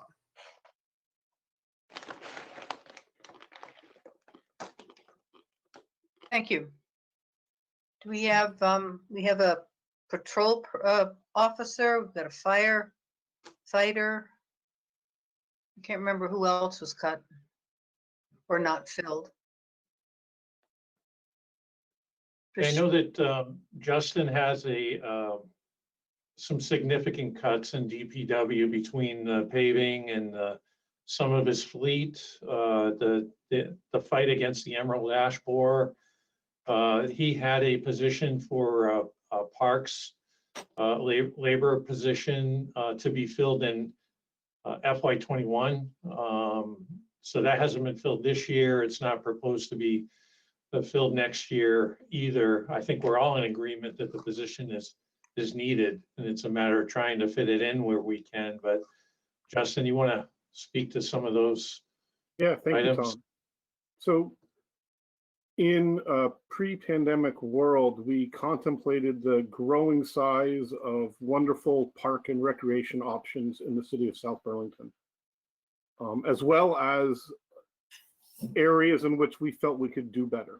So in addition to having more assets, be it Underwood or the new City Center Park, the new Market Street Stormwater Pond, we also thought the city could use some beautification, planting beds along the median on Route 2 over the interstate, some sort of attractive landscaping feature at Dorset and Williston Road. So both of those items were contemplated in the FY21 budget to the tune of a $75,000 landscape contract and a new staff position. Well, in FY21, the administration authorized us to spend $35,000 of that $75,000, and we did that in upkeep at Overlook, along Market Street, and at the Market Street Stormwater Pond, and in City Center Park. That obviously those functions need to be annual. That is back in this year's budget, but at $45,000. So it allows us to do maintenance in the areas that I've described, but it doesn't allow us to do some of the enhancements that we had contemplated as part of the FY21 budget, putting it together. Additionally, the staff position remains unfilled. So while we're growing these, while we have more assets, we simply need more people. And our inability to provide maintenance, I think I know I heard it, and I'm sure others did, either heard it or felt it. Like, for example, something as every day as along the bike path, come August, once that overgrowth starts crowding you when you're coming up from Farrell up to Spear Street. If there's more leaves, if you're encountering more debris across the path than you normally would, that's because the labor hours, in addition to people being on furlough, we just have more things to take care of. So through the new position, as well as the expanded maintenance contract and beautification contract, we were hopeful to be providing increased levels of service to the city, certainly going forward, at least for the next 18 months. That's off the table for the time being. Tom did mention our fleet is now at, I think it's at $225,000 within Public Works. To put that number in perspective, when you see a full-size plow truck going down your street, that costs between $160,000 and $180,000. And we kind of need to replace one of those every year based on the number of them we have and the number of routes and their life cycle. So this year we're going to have to choose: do we not because once we buy one of those, there's not much money left. We don't buy pieces of equipment that cost $3,000.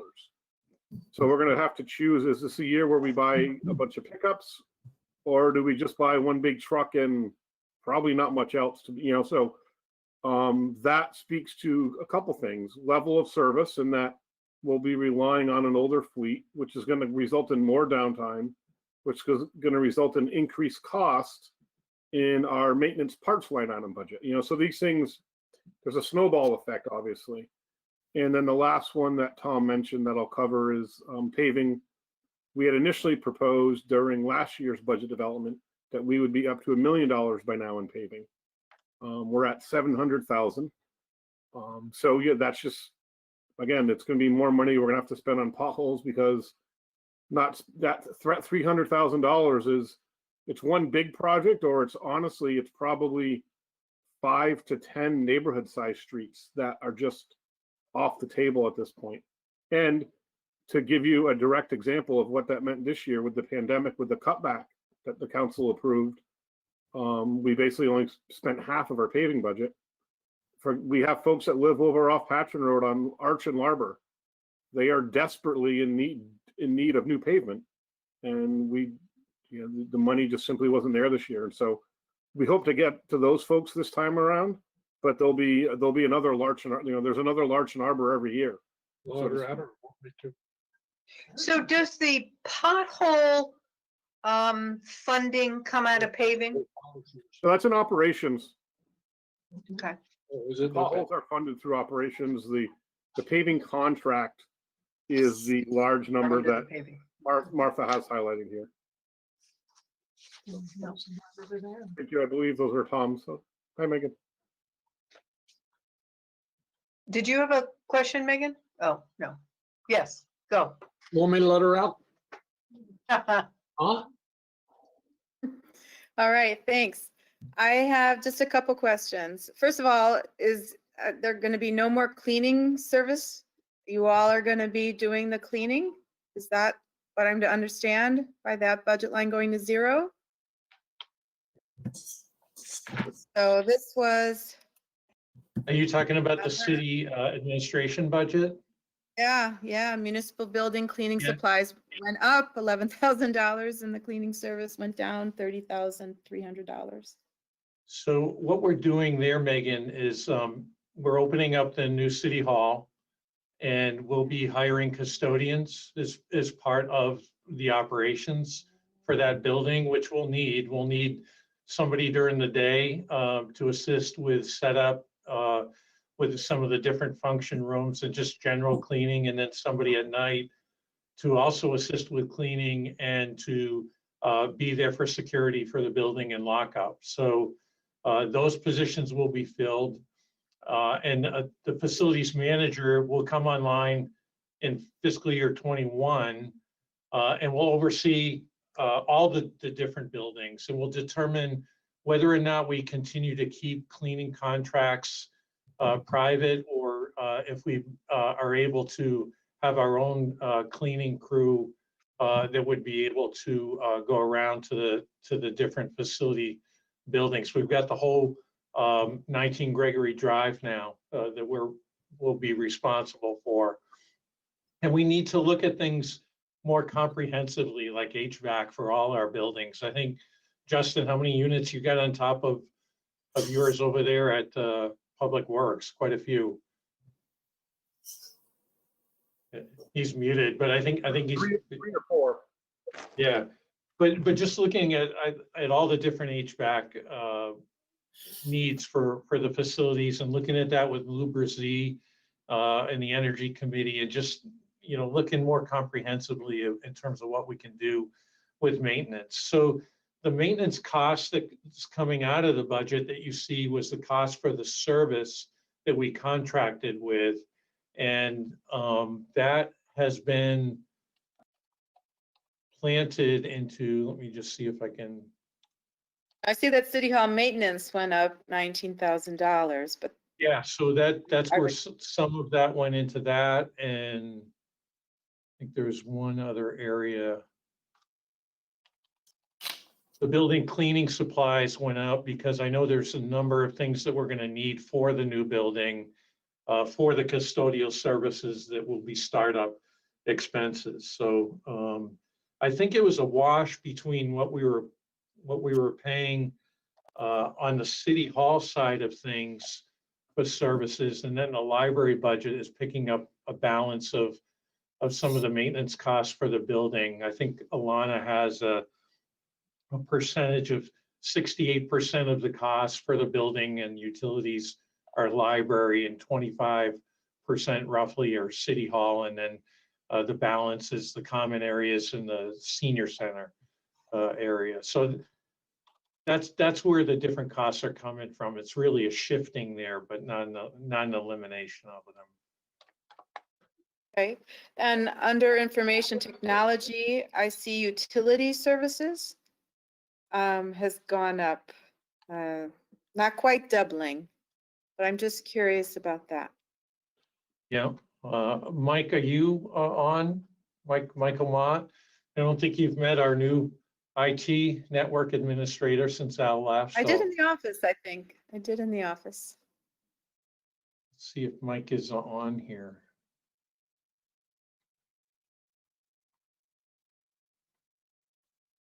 I'm not seeing him on right now. I apologize. I thought I saw him on earlier, so he's probably having an issue connecting. He's I thought I saw him he's up on in earlier. Franklin County. I'll get you Okay. some more information on the IT. I know that a good part of that is for support services for the new building. Okay, all right. And then I know that we didn't hire someone in finance, but we have a consulting assessing. So we're going to have a consultant helping Martha out, or? is Yeah, that- so what we propose to do there with reappraisal being complete, Megan, is taking the tax assessing and the tax collection positions and combining them into one position. I think that at Todd's least in the short retiring. term. Pardon me? Todd's retiring. Todd will be, yeah. And we're thinking with all that information and data up to date, that at least for a couple of years, that one person could probably manage both those operations. We still have somebody that helps Martha even now at the Welcome Center. And we've also put some consulting money in there so that as inspections need to be done off-site by an appraiser, that we could have someone go out and do that without hiring another full-time staff member to do it. So that is one of the areas where we're taking two positions and combining them into one position. I will have a question about, yeah, what we'll do when we come back to perhaps full employment. And I also see that our printer and copier lease is decreasing. Are we having a change We there? own most of the printers and copiers now because they're old.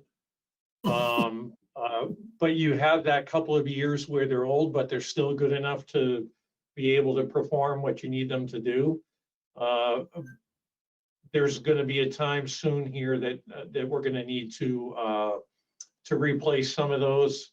We're working with SimQuest to look at the new building in terms of having all of City Hall together, looking at our existing machines and kind of figuring out what is most needed there in terms of a shared kind of a system that we can utilize. And then they'll be working with our other departments as the copiers kind of age out in terms of what we can do with SimQuest and having them come on board and help us with those needs in the future.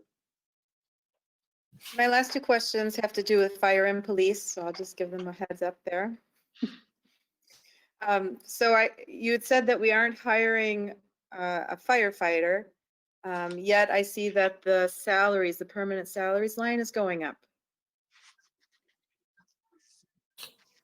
Yeah, Yes. as our people become more senior, they increase in their steps. And we have other people who are maxed out on their longevity pay. That's reflected in that. We also have a contractual obligations as well. So, so what does, we are down 1.5 positions as a result of this budget, and about $77,000 in our operating costs as directed by you folks. That's eventually going to be catching up with us. We're authorized strength is 10 per shift with 8 on duty. Right now, I have one shift that's down to 8 people with no spares because we have a person who's serving time in someplace sandy with the military. And the other open position was a firefighter paramedic position. That the person voluntarily separated from us. And what that means is that We have been very fortunate, and the city has been very generous in trying to make sure that we have a paramedic for each apparatus. And even with that, we still rely on almost 700 mutual aid calls a year. You know, truth be known, we need another ambulance and more people, but the budget cannot support that. We will look to safer grants, federal grants, and that type of stuff. But that's still that's a 25% match, and that's not something that we'll be able to take advantage of in fiscal year 22. Doesn't mean that we won't be looking at it though. So, you know, really what it means is the loss of the full-time firefighter position is that, you know, if you're unlucky enough to be the third person called within 5 minutes and our paramedics are tied up, the third piece of equipment may or may not have a paramedic on it, which means that you may or may not get the best quality care that is available in the state. So that's you know, that's always a risk benefit type thing. Operationally, probably our biggest hit was in our training. We are fortunate enough that our personnel are trained not only in fire and EMS, but 10 of 16 other disciplines that are within the fire service. Those certifications are going to run out in 23, fiscal year 23, and we're going to have to budget for that. Otherwise, things like confined space, which every industry in the city that has confined space in relies on us for their confined space rescue. We don't have that ability anymore. That means you'll have to go to a third party, which means you might be waiting for an hour and a half to 2 hours to get help. That's not a position the citizens or you folks or I want to be in, but this is the reality of what these budgets are and these budget restrictions that we have because nobody has a money tree in their backyard. You know, we're still seeing people in spite of COVID needing EMS response. As we know, every firefighter is cross-trained and some level is a firefighter 2 is a minimum and at least an EMT and all the way up to EMT paramedic. Those calls aren't going away, they're increasing. In fact, December was our busiest December in month of 353 calls. And what we're experiencing is that we are getting simultaneous calls, which means that, for example, this morning we had 3 calls in 18 minutes.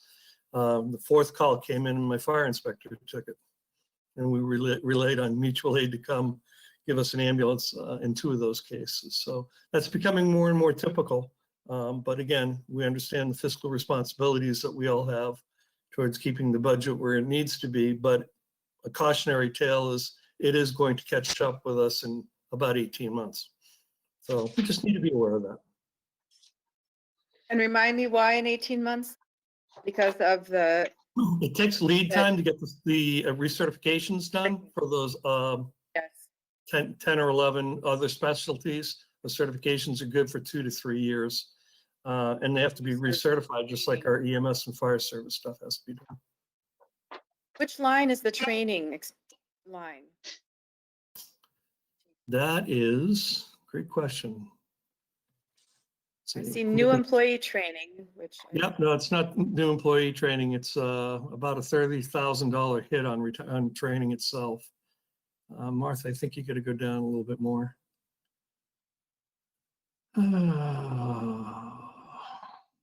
Well, we just missed it, Martha. Go up just a little bit. Training schools? Yeah. Is it training schools? It's should be above that.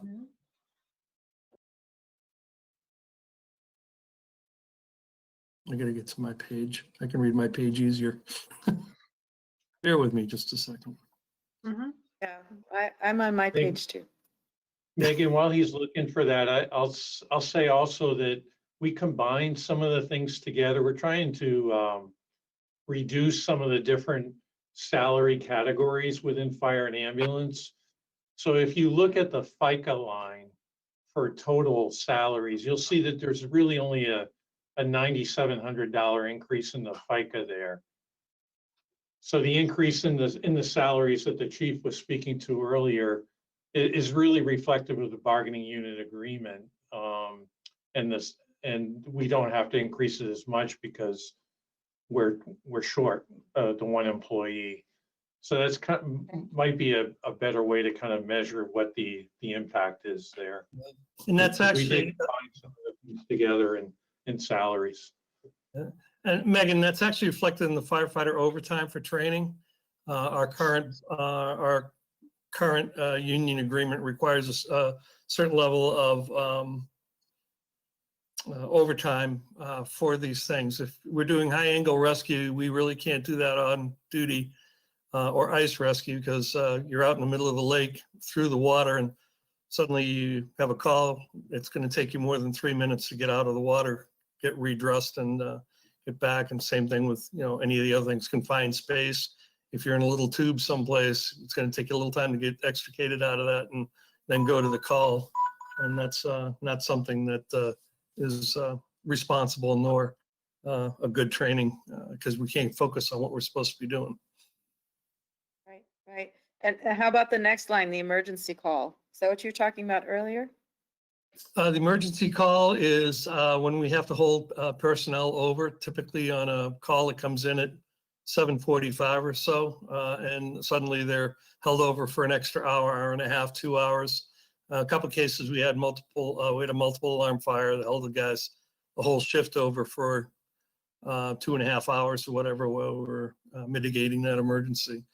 So that's where that overtime emergency call comes in. Thank you, Mark.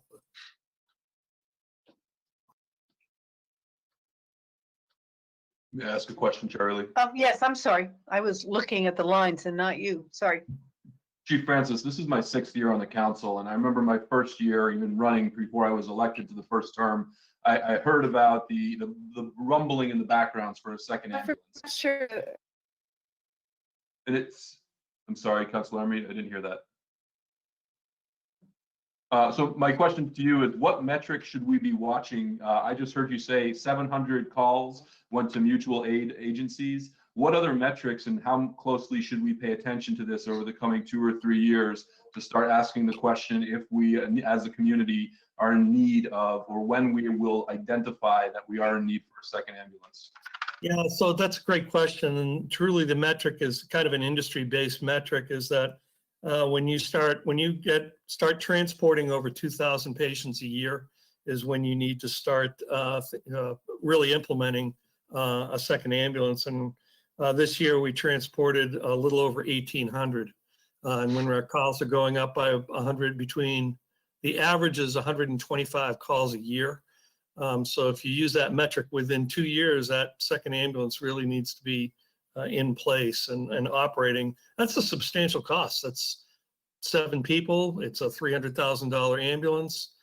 The good news is we have a station that now has bedrooms in it that we could put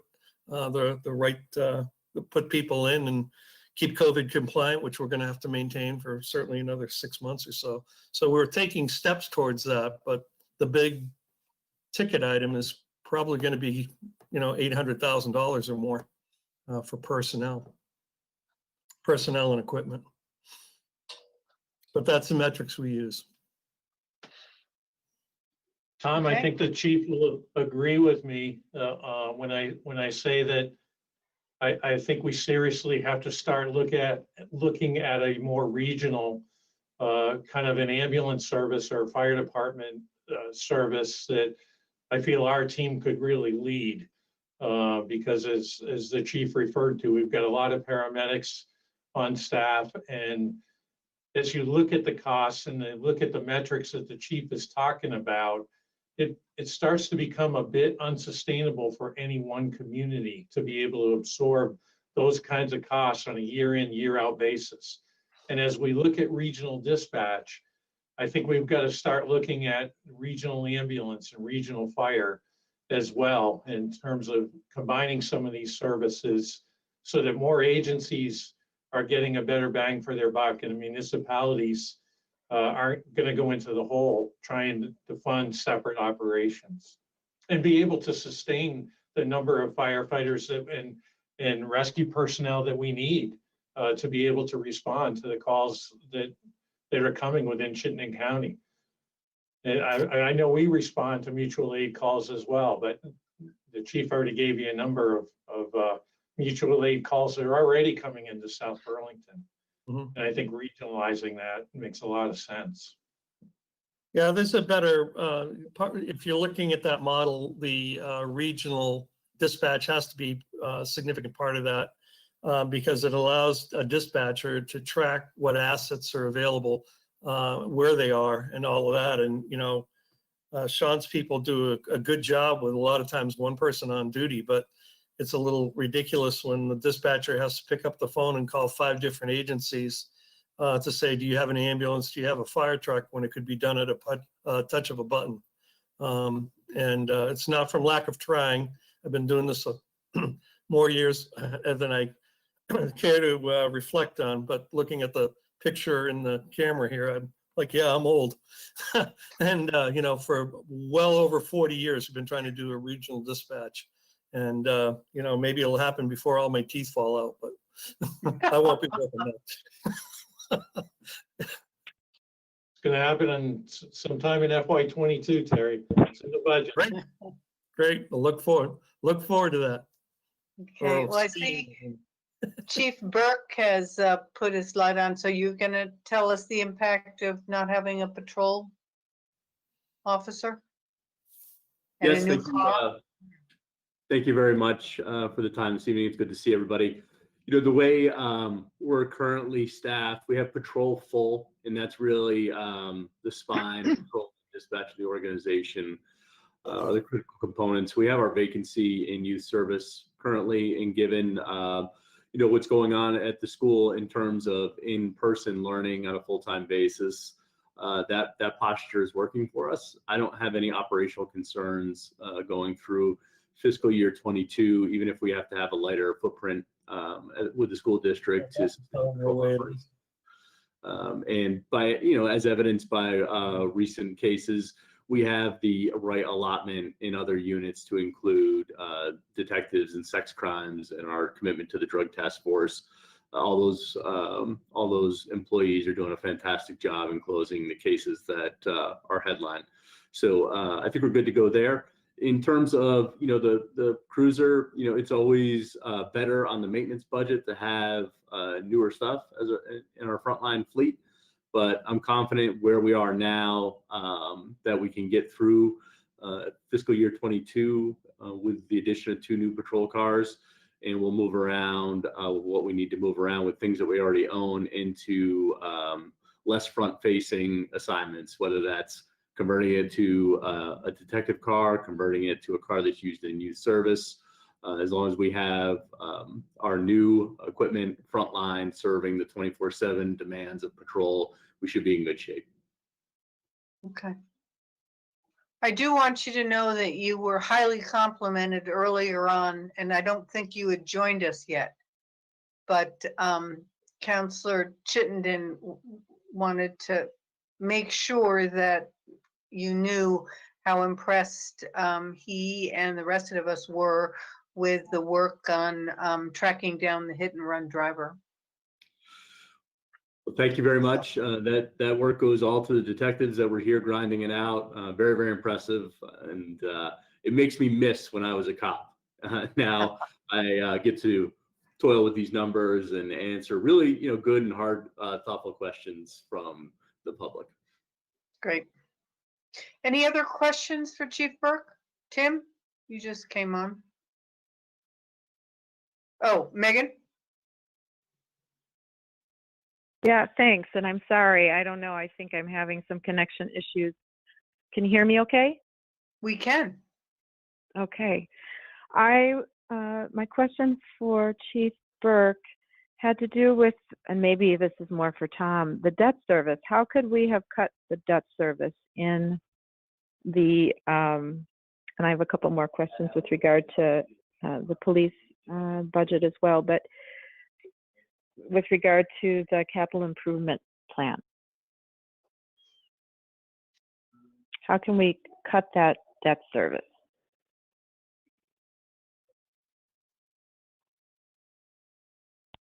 Can you still hear me? Yes, yeah, I think they're looking for it. Okay. It went from 66,000 down to 51,000.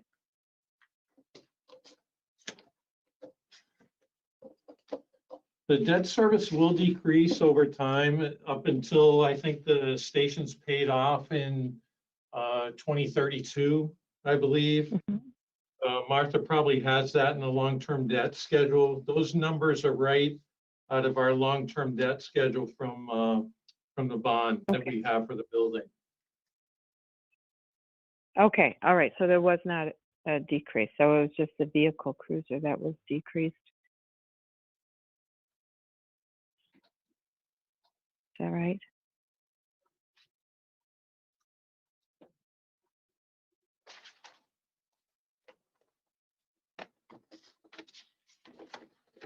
Can't find it. See vehicles and equipment.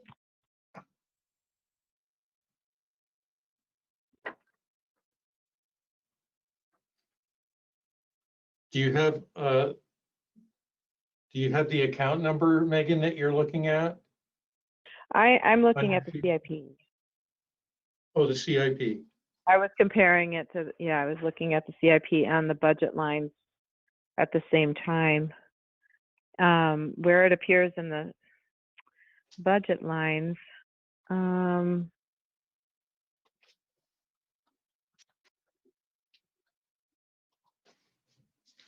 on. Let's see.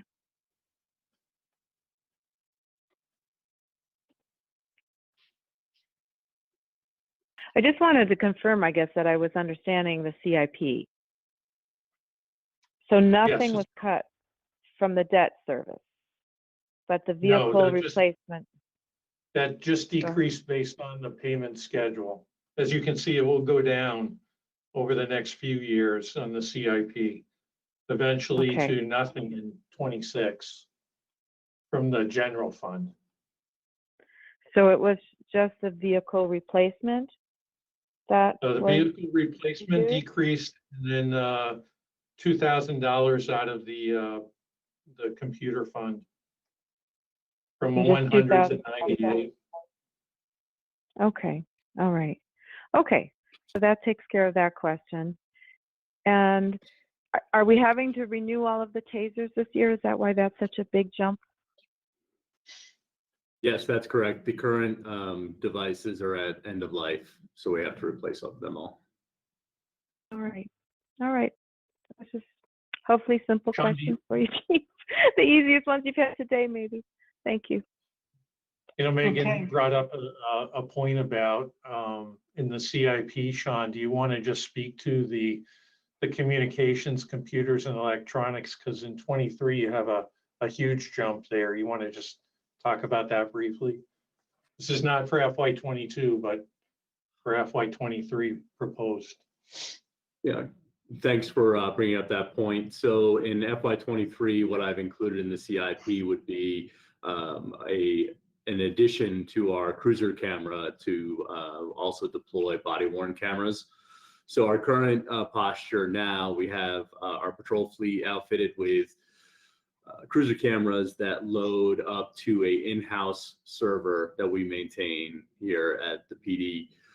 Moving forward, given the quality of these video platforms and the amount of video evidence that we would produce with body-worn cameras, we would have to merge to a cloud-based solution, which increases the annual cost for storage. Compounding that is the generosity of the Vermont Public Records Law and how long we have to retain the lion's share of our evidence. So looking out on the horizon, if we were to move to a body-worn camera platform in FY23, we would see in year one, going off the top of my head, is about $64,000 in year one. And that would be for the hardware and first year of cloud-based storage. And then moving forward, it would be about $24,000 a year over 4 years to have unlimited cloud-based storage for our video evidence.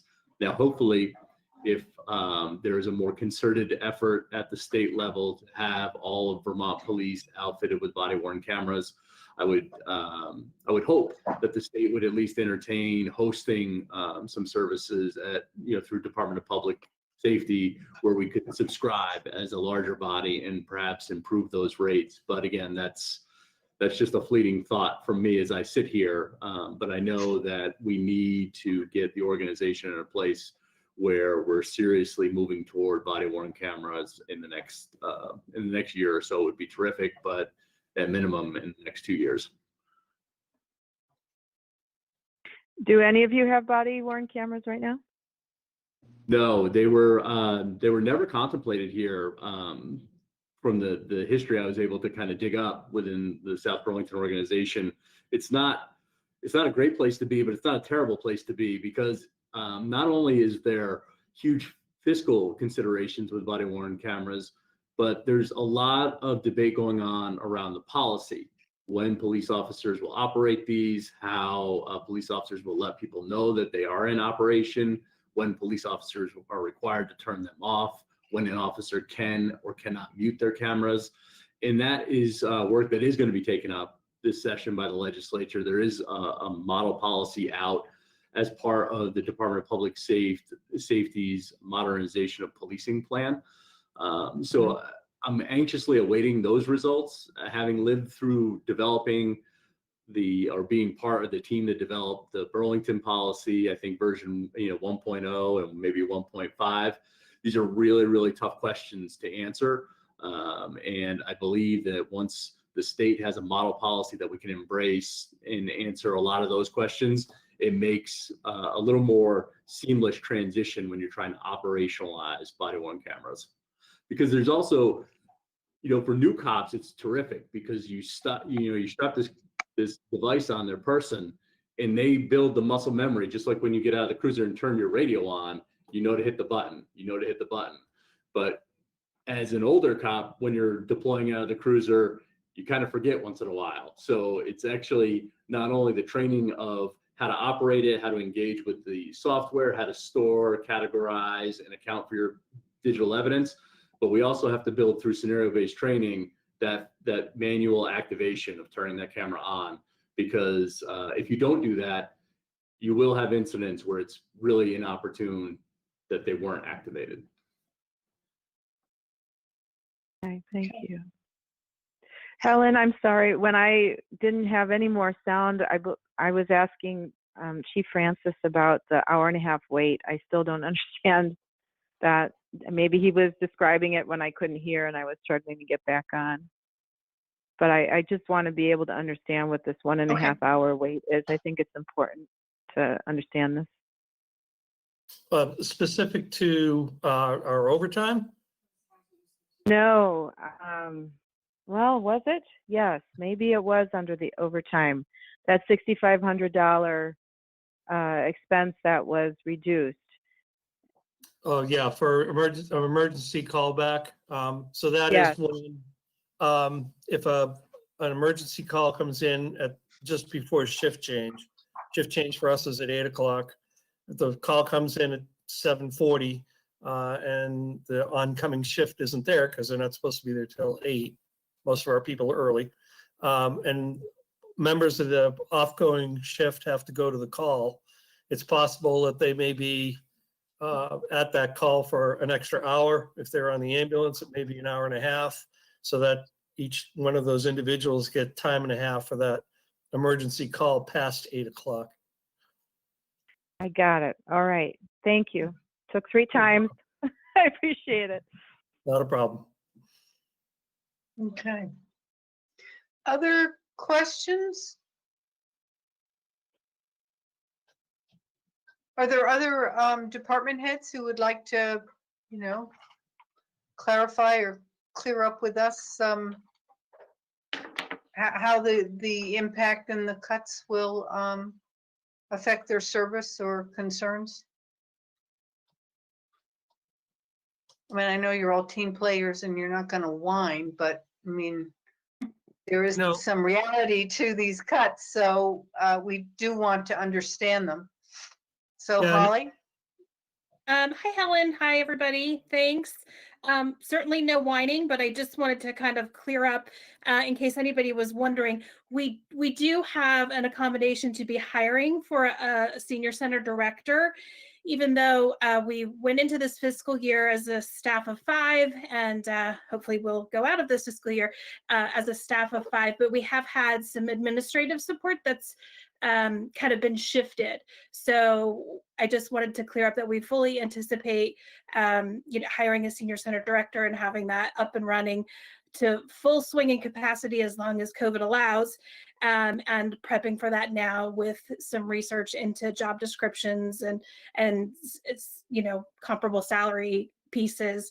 And we're also a large portion of what was shifted was a registrar. And one complaint that we've been getting really for a long time, but certainly in the past couple of years, has been that our registration platform hasn't been intuitive. I think our community is used to kind of an Amazon click and pay situation, and we don't have a platform that supports that. So we've been doing a lot of work in the downtime through the past 6 months and researching new registration platform that is more intuitive and that is user friendly and also friendly from the backloading perspective. So the thought there is that we're not going to need as much support with registration services, and so we've done some shifting there. So I wouldn't anticipate that we would see certainly a loss of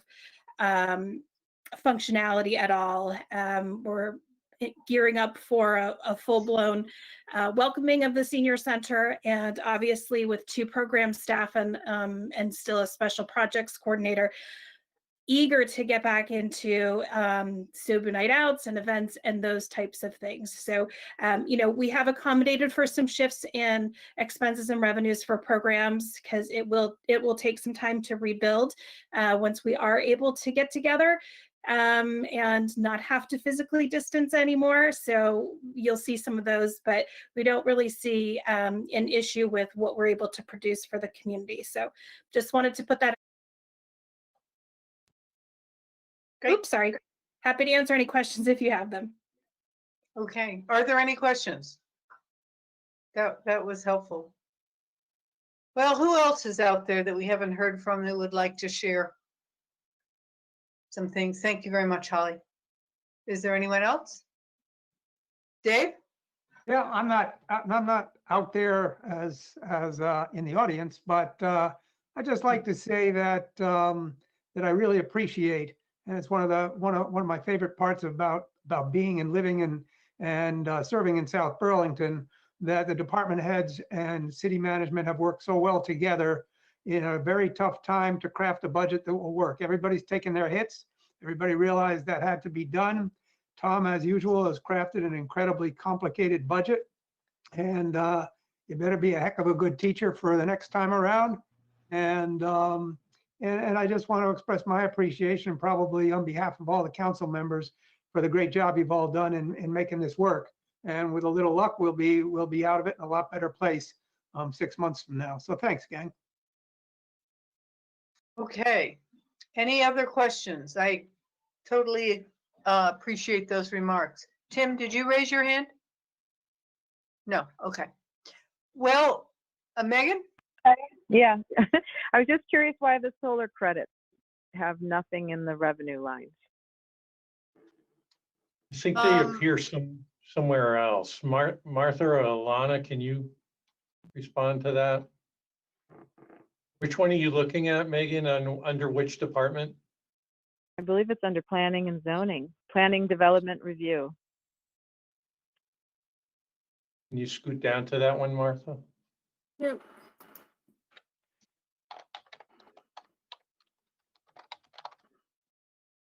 Oh, there are no page numbers, I'm afraid.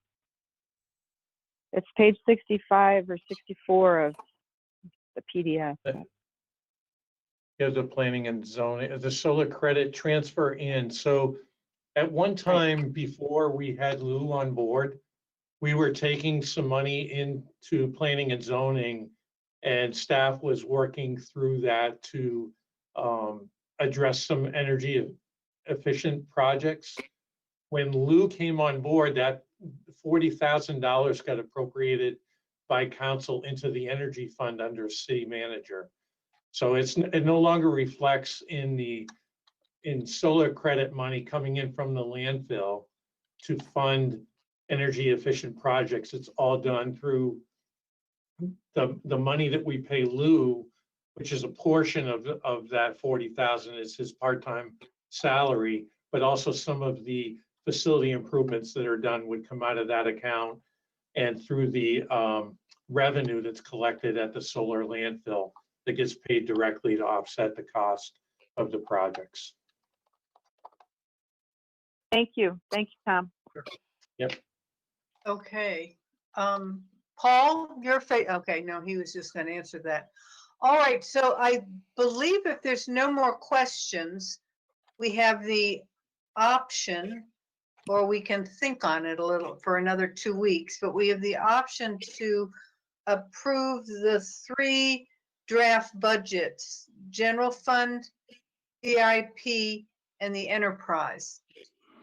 I don't know if the council's ready to do that, or we don't have to do it till the 19th, I guess. But we can approve it tonight. Megan? Yeah, so going back to Chief Francis, not that he has to answer, not that he has to come online and answer, but is there any way to stagger shifts so that someone can respond to an emergency? That's a great question. Part of it is actually a fair amount of it is driven by our union contract. We have not looked at doing that in the 50-year history of the department. Not saying that we couldn't. Other departments have tried it and has not been as successful as people would hope. But if that's the direction you want me to check it out, I'm more than happy to look at it. I do have a breakout of time of day calls, what day, that type of stuff. Yeah, generally we find it's just easier to move people all at one fell swoop. So that we try to work as a team. Each shift is its own team. And as it is, we have enough inter-shift swapping as it is because of vacation times and all of that, that it can be a little bit more challenging to try to look at a gradual shift out. Certainly can investigate that and take a look at how it works with time of day. Yeah, yeah, because that seems to be, I mean, you're the judge, but me, the layman, it seems to be a problem that is crying for a solution. Yep. And I think I figured out what your other question was something you asked about an hour and a half delay. Is that what you had asked about? Yeah. Okay, that was regard with if we lose certification for the 11 specialty rescues things that we do, and in addition to fire and EMS, for some of these other agencies to come to our aid could be up to an hour and a half or longer. And if you're in trouble, that's a long wait. Yep. Yes, it is. But that's in the future, and we have, the next budget year we'll make that a high priority. Okay. Okay. Thank you. Thank you. Are there any more questions now? Helen? Yes? I just wanted to clarify that the council doesn't have to decide tonight.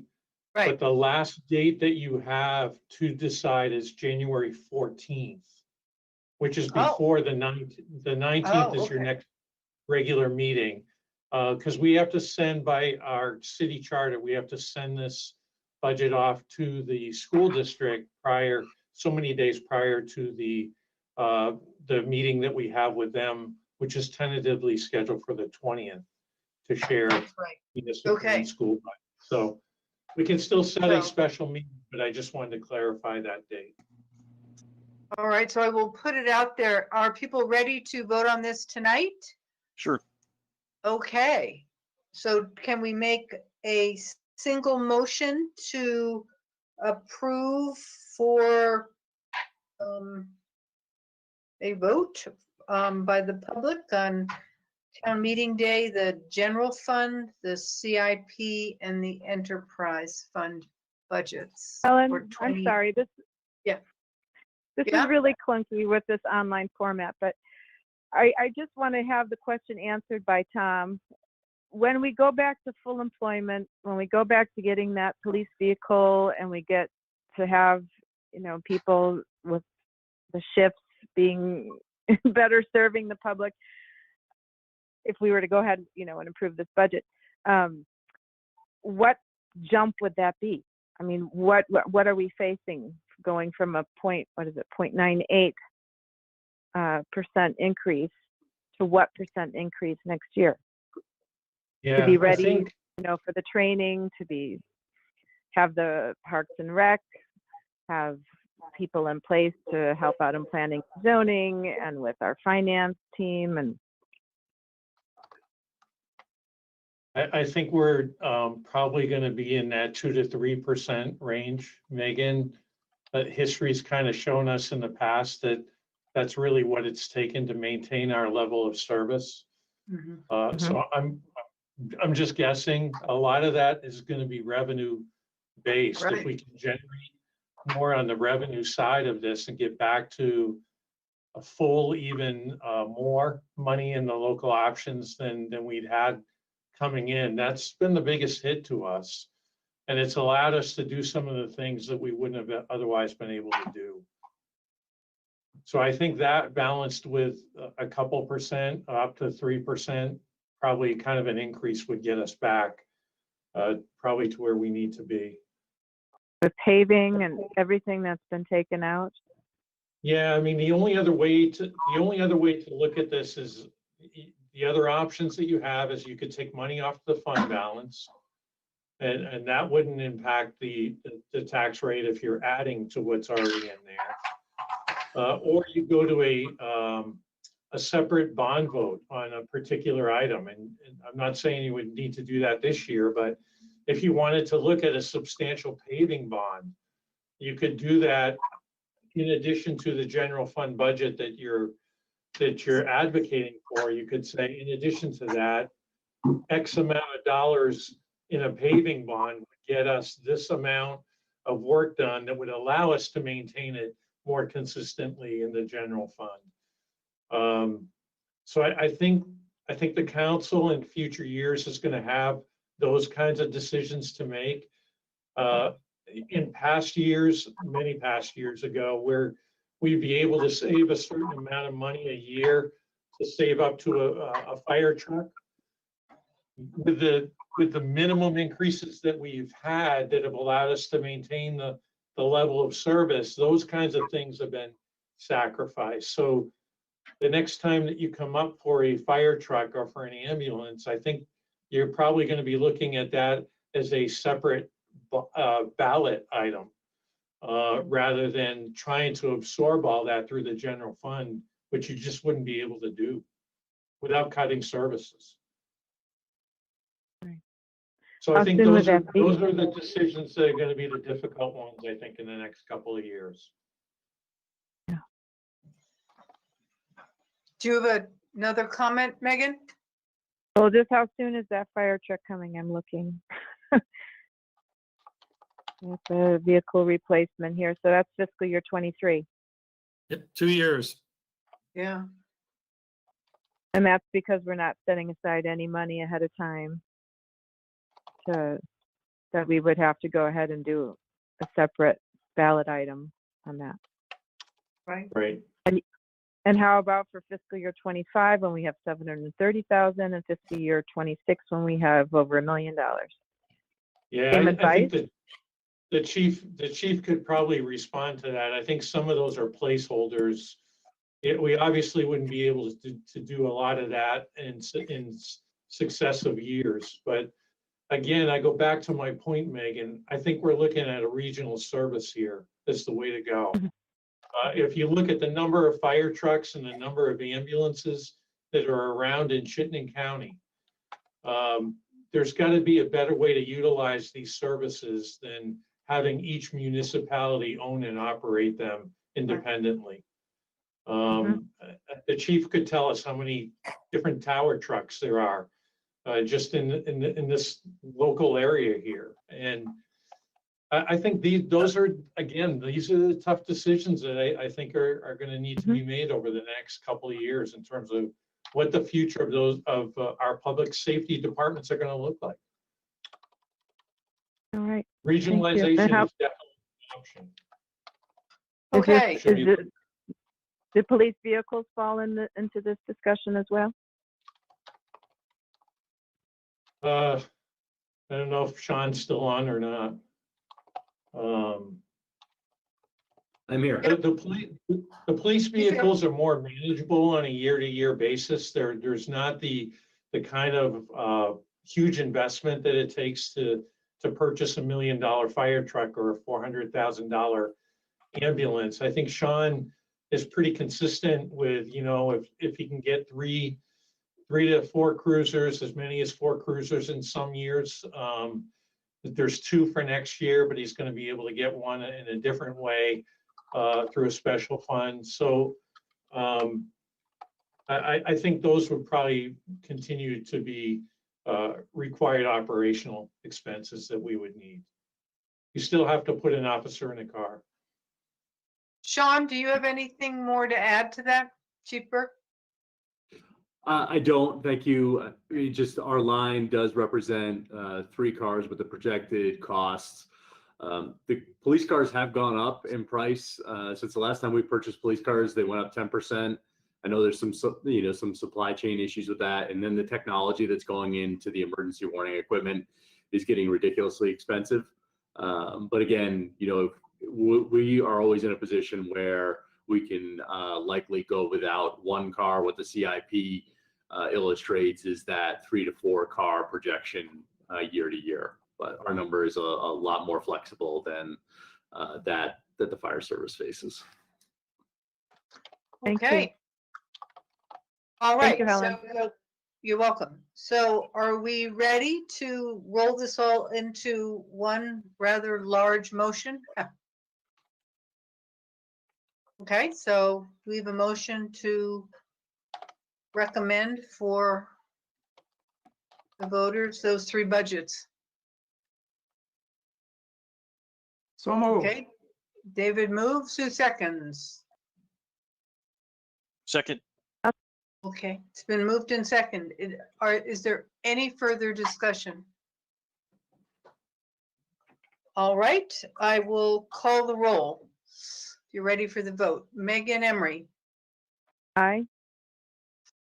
Tim Barrett. Aye. Dave Kaufman. Aye. Tom Chittenden. Aye.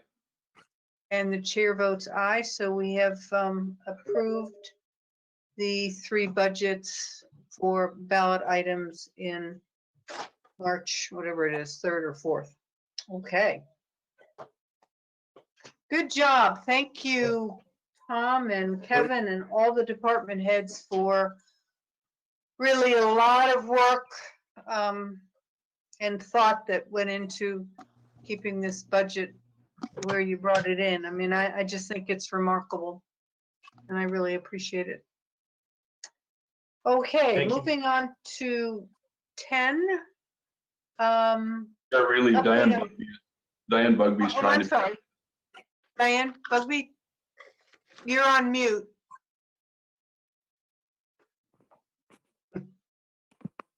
Just a general question about what the council's plan is to communicate the budget with the community.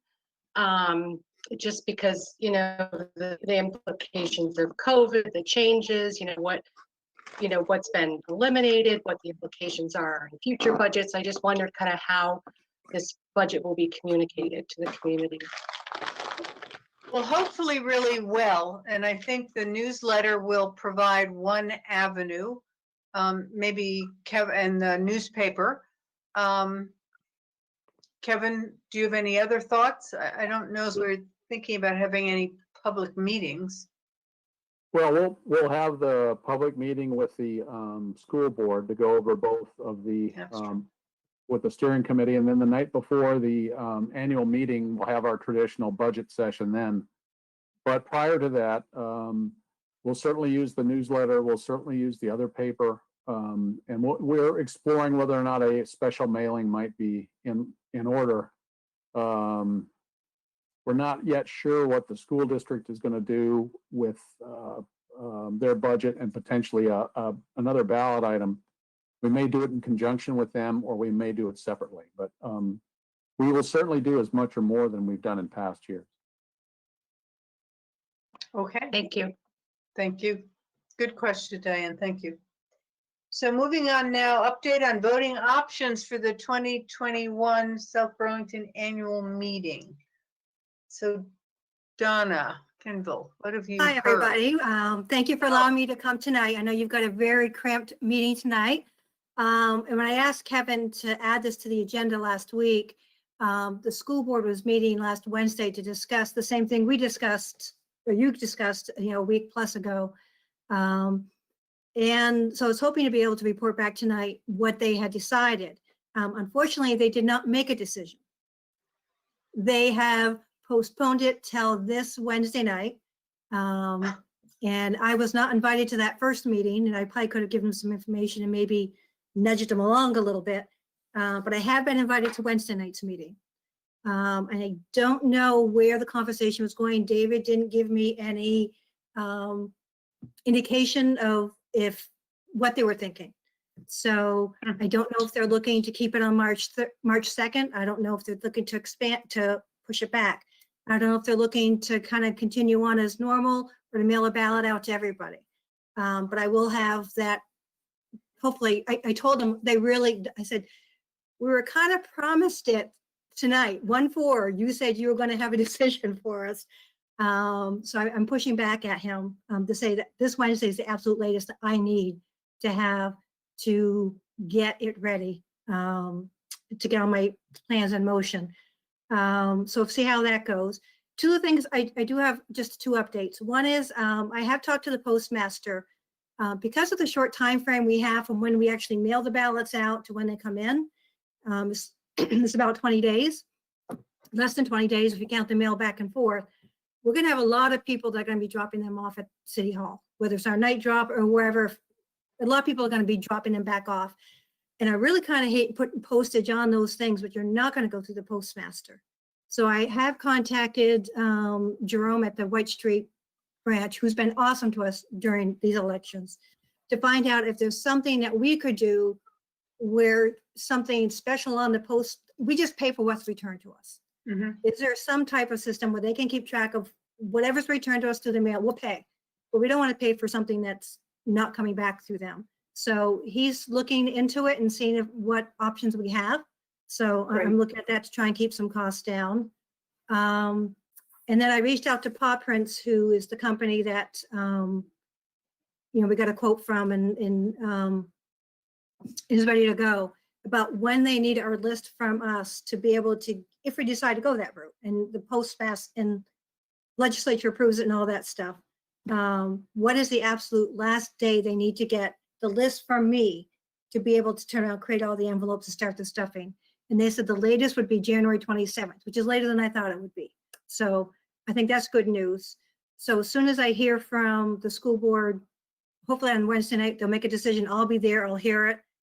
And then that means Thursday morning, I'll be able to start everything going, announcing for petitions to be brought in, announcing for people to hurry up and get your addresses updated.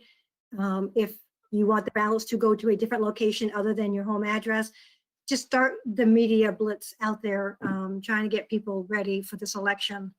Wish I had more news for you tonight, but that's, it is what it is. Well, you did some good leg work and are working on ways to maybe save some money with the postage, and so that's all good. So hopefully they'll make a decision. I guess if they don't, we make it for them. Right? Yeah. So, okay. Any comments or questions from other council members? Okay. Well, thank you very much, Donna. Okay, thank you. Have a good day. Okay, item 11, council review and possible approval of Fire District Number 2 land transfer. And Andrew, welcome. Good evening. Happy New Year, everyone. Good to see you all. Happy New Year. I also have Peter Taylor is also here to answer some questions from the fire district. Oh, right. Tom or Kevin, can you make me presenter? I think it would be helpful if we just show the map. It's probably the best way. Yeah. Hold on a second, Andrew. Okay. I got it. You got it. Great. Can everyone see this here? Mm-hmm.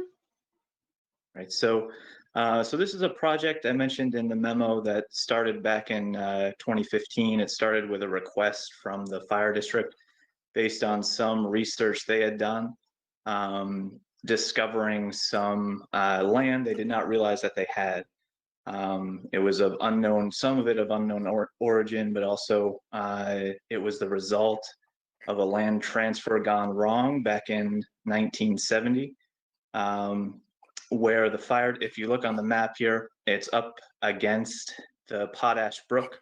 I don't know if you can see my cursor at all. We can. Yes. But it is in this area right here. The original transfer, instead of referencing any deed, they basically used a line starting about right here and cutting directly to the south, to the southwest, and it cut off a certain portion of lands and also went right through a property as well, which you can see here.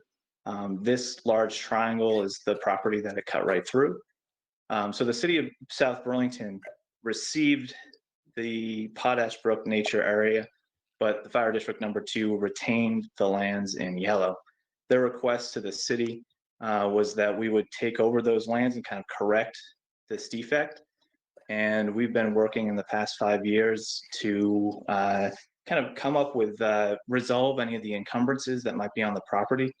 The most significant of which was a deed restriction that was in the title of the developer to the fire district, that restricted the land so it could only be used for school purposes, which is not what the intended use would be if the city does accept the land. We had to do a joint action in the civil court, and that went through the end of last summer. There was also some trees that we asked to be removed that could potentially have some liability for the city. Those were all removed. So we're in a place now where we're ready to move forward with the transfer and accept these lands from the fire district. And the request in front of you is to authorize the city manager to move forward. Helen, can I ask a question? You certainly may. So Andrew, this is Tim Barrett. So looking at your diagram, the city wants to receive the yellow areas. Correct. Is that correct? And then the pink areas, do those have to be given back to the landowners, or what happens to the pink areas, the triangles? That's a great question. So we noticed this, other sort of encumbrance here, but since this was already owned by the private landowners when the fire district did the original transfer, they actually did not have the right to transfer that land. So there was no need to clear that up.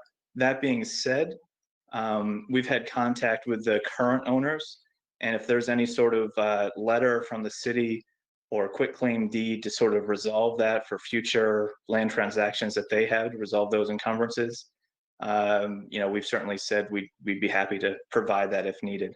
Although as it stands legally, I don't think it's necessary. So if that landowner wanted to sell today or tomorrow and somebody did a title search, would something pop up that would be questionable? It could pop up. I think a title researcher should understand that this was not the fire district's to convey at the time. So any title issues that would make it challenging for a title insurance company to do a policy or on the mortgage should not occur. And again, that's something that if there is that request when it comes in, I think it's something we can resolve pretty readily, either through a legal opinion or through a deed if that's necessary. Okay, thank you. Any other questions? Or Peter Taylor, do you want to say anything? No other comments from what Andrew said, but I just want to take a minute.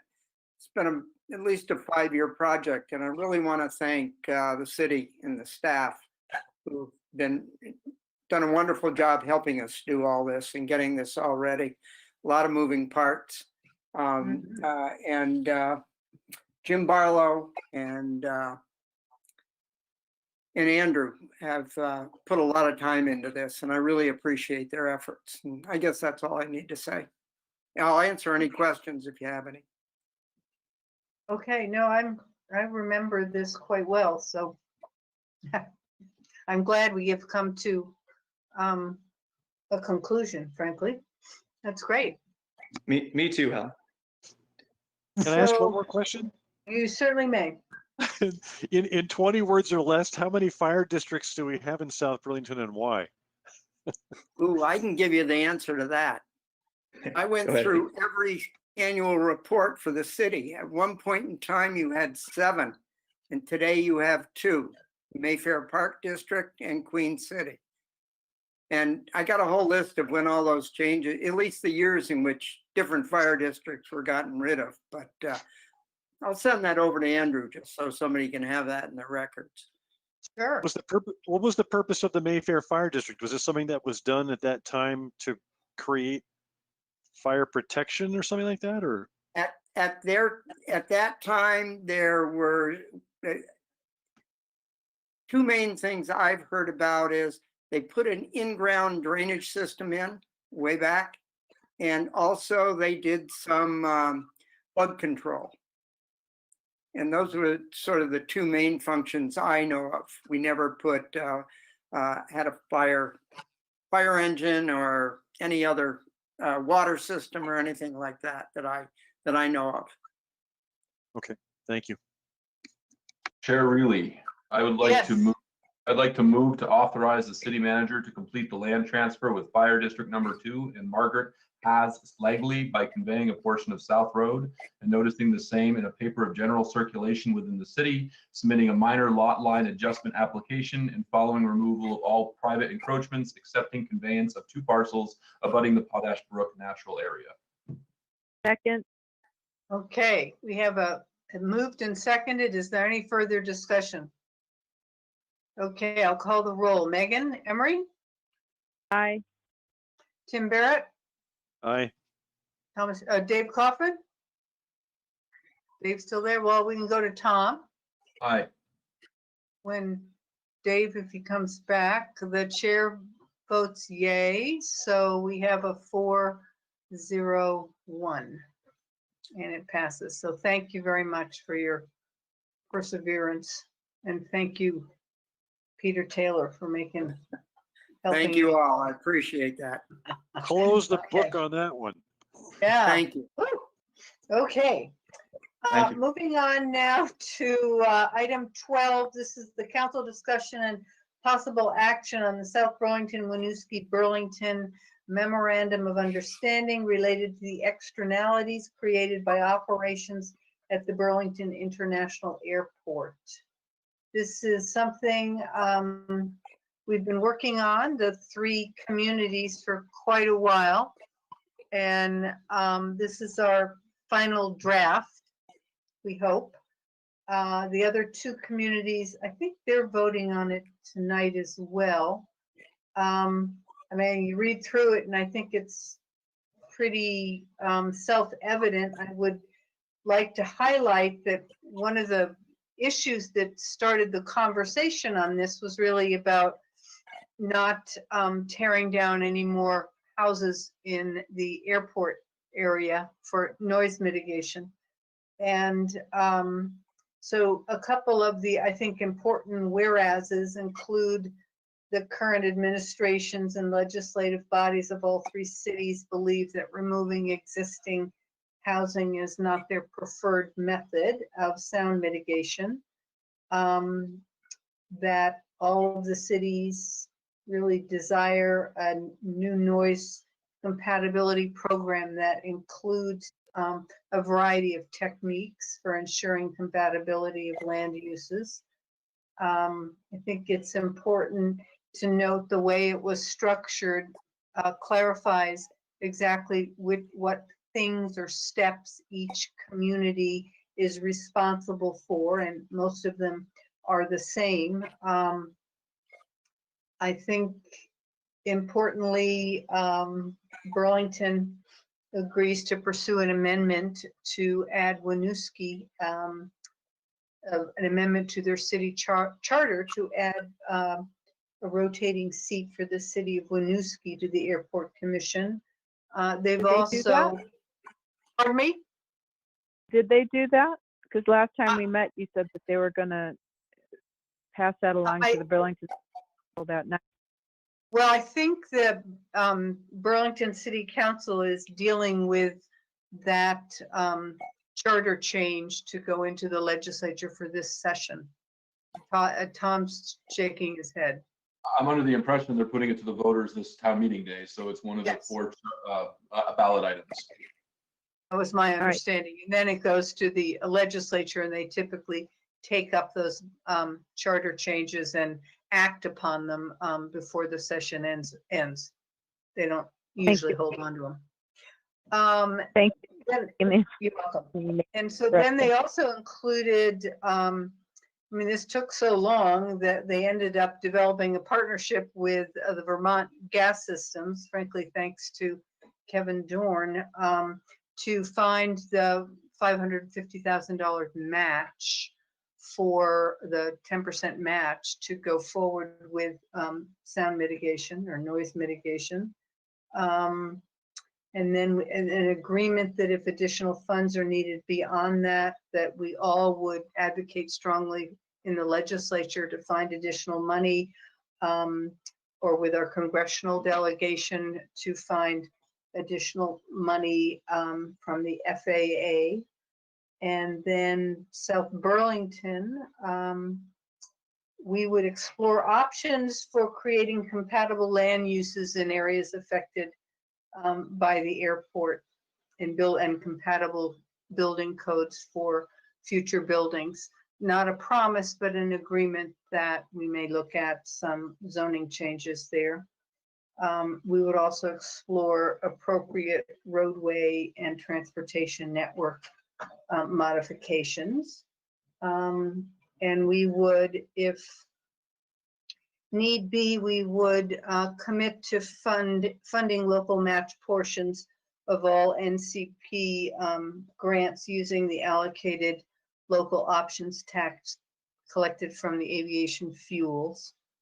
And then the city of Winooski had similar things that they would work on. And I think importantly, number 4 makes it clear that all 3 municipalities agree that we'll do everything feasible to ensure that general funds from all of those cities do not, would never be responsible for the local match. And then we continue to work together. So I would, encourage you, it's just a memorandum of understanding. It's the artful language to maybe not promise the world, but at least put on a piece of paper the intentions of the legislative bodies and the cities. I think It's great work. I fully support what you brought forward, and I'd be happy to move to adopt as presented. Okay. Second. Is there a second? And a second from Tim. Is there further discussion? Great job. Okay, Megan. Yeah, we're close. We're really close. The only true commitment in it is that our fuel taxes will be used as the local match. That's the only true commitment. Everything else is explore to commit, or they commit to exploring, or it's dependent on approval and pending approval. The only thing that this commits to I'm going to say it like I see it, is that they have access to our jet fuel tax fund. So I think we discussed that and thought it was a reasonable use of that money. it is a reasonable use of the money. But I want to say that I would love to have them commit to using airport revenues to meet the local match requirement. I would love to see that language also be seen as a legitimate use of that money. I do not see, that they've committed to as much, I would say reasonable policy. And that's all I have to say on the matter, I guess. And I just want to double check that, because I think it is reasonable policy for the airport to commit to it. Are we satisfied with the level of involvement? I know that they disbanded the technical advisory committee. Is that correct? I'm not aware of that. Sorry. Paul, is he still here or no?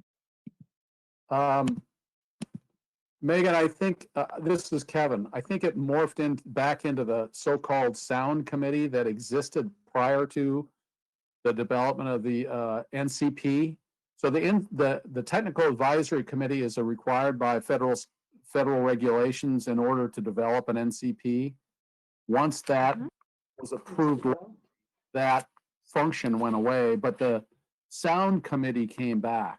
You'll recall the sound committee prior to the technical advisory committee. So I think they intend to continue to have meetings of the sound committee. And that will have residents from South Burlington participation?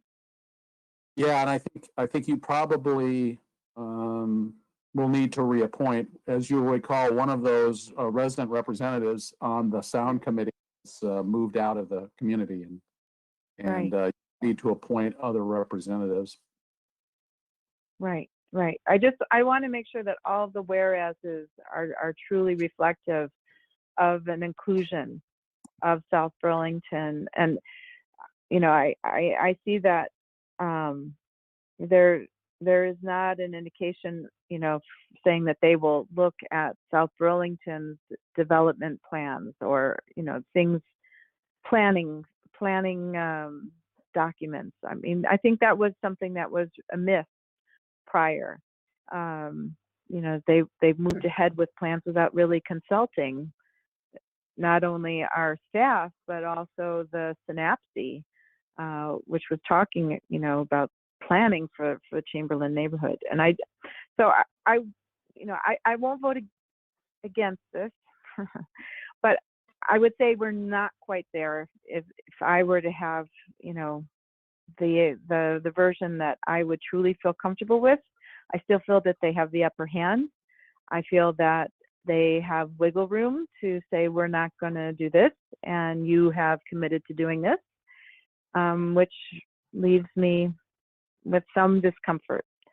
At the same time, we have wiggle room to get out of this as well. Everyone can agree that any party shall have the right to terminate this. Right. Which would be dramatic, right? Mm-hmm. It would be a dramatic thing for people to walk away from this. So I guess I'm more of a planner as opposed to someone who would jump ship. I would, but I know that this has taken a long time to get here. So I weigh that. Yeah. Well, I'm sorry? I guess I will just say I truly believe that the intent is to include all three communities, and they throw Williston in there too for information to improve the communication and inclusion of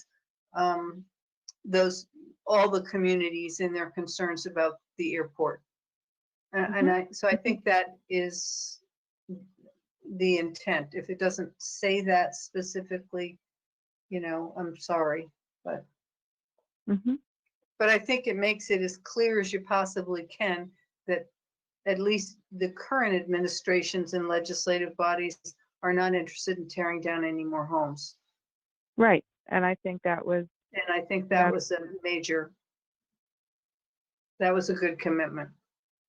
yeah. Before No, it I was would just agree. talk and this is on a piece of paper and then it's added. It took so darn long. You know, we got to plan in place. No, I and we're agree. gonna start a pilot program. And so there's a lot more up-to-date information. That's why I won't vote against it. But yeah, I'm just listing my reservations. That's all. Okay, no, and I appreciate those. And that's, yeah. It's making sausage and sometimes It is. doesn't have all the you know, herbs that you might want in them or spices. Okay, so we have a motion made and seconded. Is there any other comments or debate or discussion? You ready for the vote? All right. Dave Kaufman? Yes. Tom? Chittenden? Megan? Aye. And Tim? Aye. And the chair votes yes, and so we have agreed to this memorandum of understanding. Thank you very much. Okay, Hey, item Tom, 13. how many charter changes is Burlington going to present to Montpelier this year? I have no I idea. think 4 on the ballot this town meeting day. But I'll say this, I'm happy to be on transportation and Megan, all of your concerns that you've heard me talk about this before, in this coming service and down in the legislature, I hope to actually accomplish change in how decisions are made over the Burlington International Airport. So I'd welcome advice on how to do that. If I'm on the transportation committee, I'm going to be calling Dave Kaufman just about every week to ask what I need to do to move this forward, to continue his good work from the 80s. Happy to work with you on it. Been there, Okay, done we're that. counting on you, Thomas. 36 Yes. years All the ago. power to you. Yeah. Tom, you were a little tight when we last worked on it, for God's sake. That was 36 years ago, Yeah, he was probably at Central School. Okay, so moving right along, the council appointment of members to a city manager applicant review committee and direction to the committee. And I've been working with Kevin and have reached out to a number of people. He was going to identify some good candidates within the staff. And I reached out and got acceptances actually from everyone. I asked Linda McGinn, I was looking for a broad variety of people who reflected sort of the interests of all the different committees and communities within South Burlington. So Linda McGinnis will serve. Donna Kinville offered, and I thought that that's really an interesting aspect to bring to consideration of the next city manager. Bob Britt, Peter Taylor, Diane Bugby, Katie Langrock, Bernie Gagnon, and Paul Connor, I think. Kevin, who did you ask? Paul. Paul, is that all? Well, and Don had already volunteered, so 2 people. Okay, and then I will join the committee too. And the idea is for them to look through all the applicants and make the first cut, not do the interviews, but looking through, we're developing a matrix that identifies a way to sort of check off or evaluate all the different characteristics that we outlined in the job requirements and winnow it down to 1, 2, or 3 candidates for the council to review and make the final decision. So I believe we need to have the committee. I'm thinking they could probably get this done in one meeting. maybe 2, but I think we need a motion to approve that committee, to form that committee. And then if there's discussion, well, we can have discussion now, if there's any discussion or comments people want to make. I think it sounds like a great group of people. I'll move to form that committee as announced. Okay, thank you. Second, Okay. and and today was the deadline, right, for applications? Yes, I believe so. Do we have any? Do we know how many? Yeah. I understand, Tom told me that there were 11. Oh, that wow. met one. So we don't know who they are, but we haven't seen them. But Tom said, Jamie, our human resources staff person, has received 11. So. Okay. And we intend to send out in hard copy and I guess electronic all of the applications and the matrix and how we'll go about doing this. Evaluating them. So maybe with 11, I don't know how many they'll winnow down. I may have missed this. Helen, you're representing the council, is that correct? I am. Okay, great. I figured I had more time than anyone. This is true. Okay, so we have a motion made and seconded. Are you ready for that vote? Okay, you can do an all in favor with a thumbs up. It's fine. We don't need to do. Okay, Megan looks frozen in time. So. And for me, I said aye. I don't know. Oh, if you see okay. me. No, I couldn't hear you, and you're not moving, so I know you're live. Okay, thank you. So we'll start that, and hopefully, I don't know, in a week or 2, we'll have our first meeting and get this all settled sooner rather than later. Okay. Item 14. Council discussion of options related to legalization of various cannabis retail options and possible referral of issue to the Economic Development Committee. I think Tom has been actively talking to a few people about this. He and I emailed back and forth with Kevin, and I think this isn't an option. We're not ready to put this on the ballot, I don't believe, in March. We got too many bigger fish to fry. And so this was a process. I thought, well, let's have the Economic Development Committee do their due diligence to see what this means for the city. And I mean, I think there might be some positive tax ramifications, and that would just be good to know. What are the pros and the cons? Because in order to have a retail outlet in our community rather, you have to opt in. So you have to proactively say, yeah, we want to sell marijuana, have marijuana sold and their products sold in our community. So what's the tax revenue percentage? You know, I don't even know. I know nothing about it other than it was just passed. I mean, I'm assuming it's probably the 7%. It's unless it's edible. If it's food, maybe it's 9%. There you go. I don't know. That's what someone needs to do the research, and I didn't think we had the time or interest to do it in order to get it on the ballot.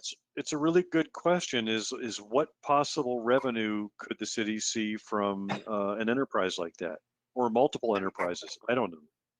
Tim, the only tax revenue that's available to us is from the local option tax. The state did not decide. The state decided not to share any of their tax revenue with the communities unless you have a local option tax. And so I'm not sure how we could estimate how much we would get from our 1% on the sales tax, but we would get something. I think the bigger issue is that I think the legislature set aside some pretty important details when they passed this, and they're going to set up this cannabis control board or something Cannabis Control Board that will be the regulatory body that will oversee cannabis sales in Vermont. And a lot of the regulation for doing that has yet to be written or even frankly talked about. That board hasn't been established yet. They are hoping to get their work done late in the spring, but there are a lot of unanswered questions right now. Tom? My recommendation is to do what Helen suggested and turn to the committee and ask them to monitor this and make a recommendation back. I'm sorry, Tom, I interrupted you. No. I just want to, since you said that I've been discussing this, I met a gentleman at a Lake Champlain legislative mixer. That's a gentleman who sent us this documentation. I am not endorsing fast movement on this. I don't think there's any reason to squeeze it onto this town meeting day. So I fully support directing it to the Economic Development Committee. I just want the council to hear that if we don't vote on it this town meeting day, it's likely we will miss the boat of the early rush of marijuana purchase and sales. But I am completely fine with that because this will start to go, we'll legalize marijuana about 18 months from now. So I'm thinking that if the next time that we'd be able to vote on this would be next town meeting day, since there's no ballots in between, and that would probably have us come later to the game to allow marijuana to be sold in South Burlington. But I as one councilor, am completely fine with that. I don't see any reason to rush action on this. I like what the chair is recommending by directing it to the Economic Development Committee. I completely agree with what Tom just said. I'm there. Megan, do you have a comment? You have your phone to your ear. Oops. Any other comments? I don't have a comment, sorry. That's okay. All right, I understand referring it to the Economic Development Committee is one thing that we could do, but I mean, we just need more information, right? We need to know. It sounds like there's just too much that's unsettled at this point, and if there's not enough information, that we couldn't even make a decision ourselves. So, I mean, you can refer to the Economic Development Committee, but I don't think they're going to be able to do anything either, because they're not getting a lot done right now. They might be able to get more information than I think we have time to generate, and I really didn't want to ask any of the staff in COVID land with, you know, winnowed down positions across city government to take on something like this to research for. So I figured no rush. No rush. Yeah, I would say I'm not in a rush. I just thought that I don't know really how much stuff the Economic Development Committee has done and whether we've tasked them to do anything, but this might be something to either get them to quit because they're not interested or to dig their teeth into and find out, you know, this is the answer to all our economic woes. I mean, that's what a lot of people think. Well, if you have a lot of economic woes, it might be the answer to your problem, right? Yeah, right. At least you'll feel better about it, you know? Yeah, exactly. Okay, so we will ask the Economic Development Committee to do a little due diligence and keep abreast of that. All right. Item 15, we're ahead of schedule. November financials. Tom. Yeah, thanks, Ellen. If you hadn't had enough of me yet tonight, I'm I back was again. thinking, man. More finances. So just real quickly, we're these are the November ones. We'll have December probably at the next meeting, but we're 42% of the way through the fiscal year. We're still in the budget freeze. Revenues are at just over 38%. Expenses are at 33% right now. The expenses I'm not concerned about. Those are the things that we can control. It's the revenue again here that concerns me. We talked about the local options tax earlier, but the building and sign permits, if we were supposed to be at 42%, we're at 11% right now in terms of what we've taken in for revenue. Fire inspection, we're at 17%. And the interest on our investments, which I know is not going to increase much, we're at 7%. Those are big numbers. that we're looking at in addition to what the shortfall in the local options tax might be. So again, as we move forward, it's really not the expenses in the budget. I'd love to get to the expenses, but we need to make sure we have enough revenue to be able to make some of those expenses, like some of the things in the CIP. And I'm hopeful that our numbers in February with the local options tax will be better.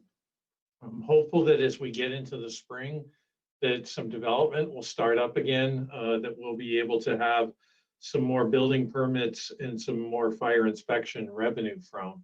And some of those things are with timing too, in terms of the season of the year. But anyway, they're lower than normal at this point, and just identifying those as additional areas of concern that we'll continue to watch as we move forward. Well, I'm sure glad you're around to watch. We will definitely be watching. Tim? Hey, Tom, has there been any effect on property tax revenue for the normally we pay in November? December 15th was an installment date, right? December was, I personally know a family that received, a late notice. And so I'm just wondering, do you have an idea of how many people, didn't pay on time, possibly because they didn't realize and didn't look closely at their bill when they got it? Or Martha tells me it was a very good turnout for getting the revenue in. In fact, even in November, Tim, we were at 46% of property tax revenue. So we were actually ahead. There's some people that pay for the whole year, right up front. So our number always is advanced a little bit, but property tax is a big number. So to have 46% even in November rather than 42% is still pretty good. And then December 15th payments came in really well. And I know that there were some that were late, and she had said that this is pretty much the kind of the normal kind of number that we would typically have that were late. So I didn't sense that there was anything unusual in terms of the delaying it a month, in terms of not getting it in. But I'm sure there were other reasons for it.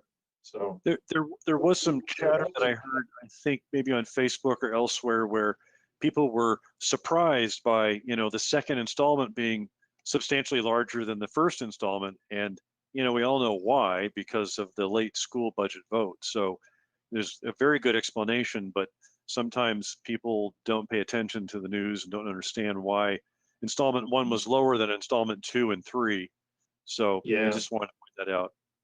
Yeah, and it was in the mailer that went with the tax bill, and and in that mailer, it was identified that the municipal tax didn't change. Right. What you're paying is what you're paying each installment in the municipal tax. So the reason it went up is because the school budget got figured into the mix, and we tried to explain that as best we can, and with help of the language from the school district. But there's always confusion there. Education funding is not a simple matter. No, I thought the different colored paper really helped too. I mean, I think it was like lime green or something when we first got it. That was Martha's idea to really. So it didn't look like a real bill in a way. Yeah. Right. Yeah. Okay. All right. Any other questions or thoughts for Tom? All righty. Any committees that people serve on that have met? No, but I do have an other business item. It's really quick. Okay. So no reports, then we'll move on to other business. The old shuttered Pizza Hut next to Kodo's has been graffiti tagged, and it's hideous. It's I don't know when it happened, but you can't miss it. It's this tremendous eyesore, and I just think it's a terrible thing to leave on people's minds when they drive into South Burlington. I don't know what we can do, but if you haven't seen it lately, it's hard to miss. Kevin, if you've heard any thoughts or if you've seen it yourself, I'd love to know if there's anything we as a municipality can do to have that be addressed. I will look into whether or not we have the authority to reach out to the owner on this, Tom. You know, they're derelict building, which is clearly what it is right now. I'll look into that, and I'll let the council know as soon as I can get a strategy around that. Did we put anything in our abandoned building ordinance that we tried to work with a couple of years ago to address this type of thing? I don't know if we addressed the fact that it could be covered in graffiti, like the house on Dorset Street, you know, next to Fulsham Farm Road. That's not covered in graffiti, but it's literally falling down. It is, yeah. And all the windows are open, and there could be squatters in there for all we know. And it's probably not a safe structure at this point, especially the barn. But Tom is right on. I mean, I feel so awful when I pass that building, because it's like at our gateway, sort of, when you hit the interstate before you hit it, and it is just a miserable mess of scrawl and color and plus it's an awful building to begin with. Right. Yeah, it looks plastic. Yeah. So it is pretty ugly. I mean, the people, they should just tear it down and leave the cellar hole. That would be better than what's there today. But you can't leave the cellar hole.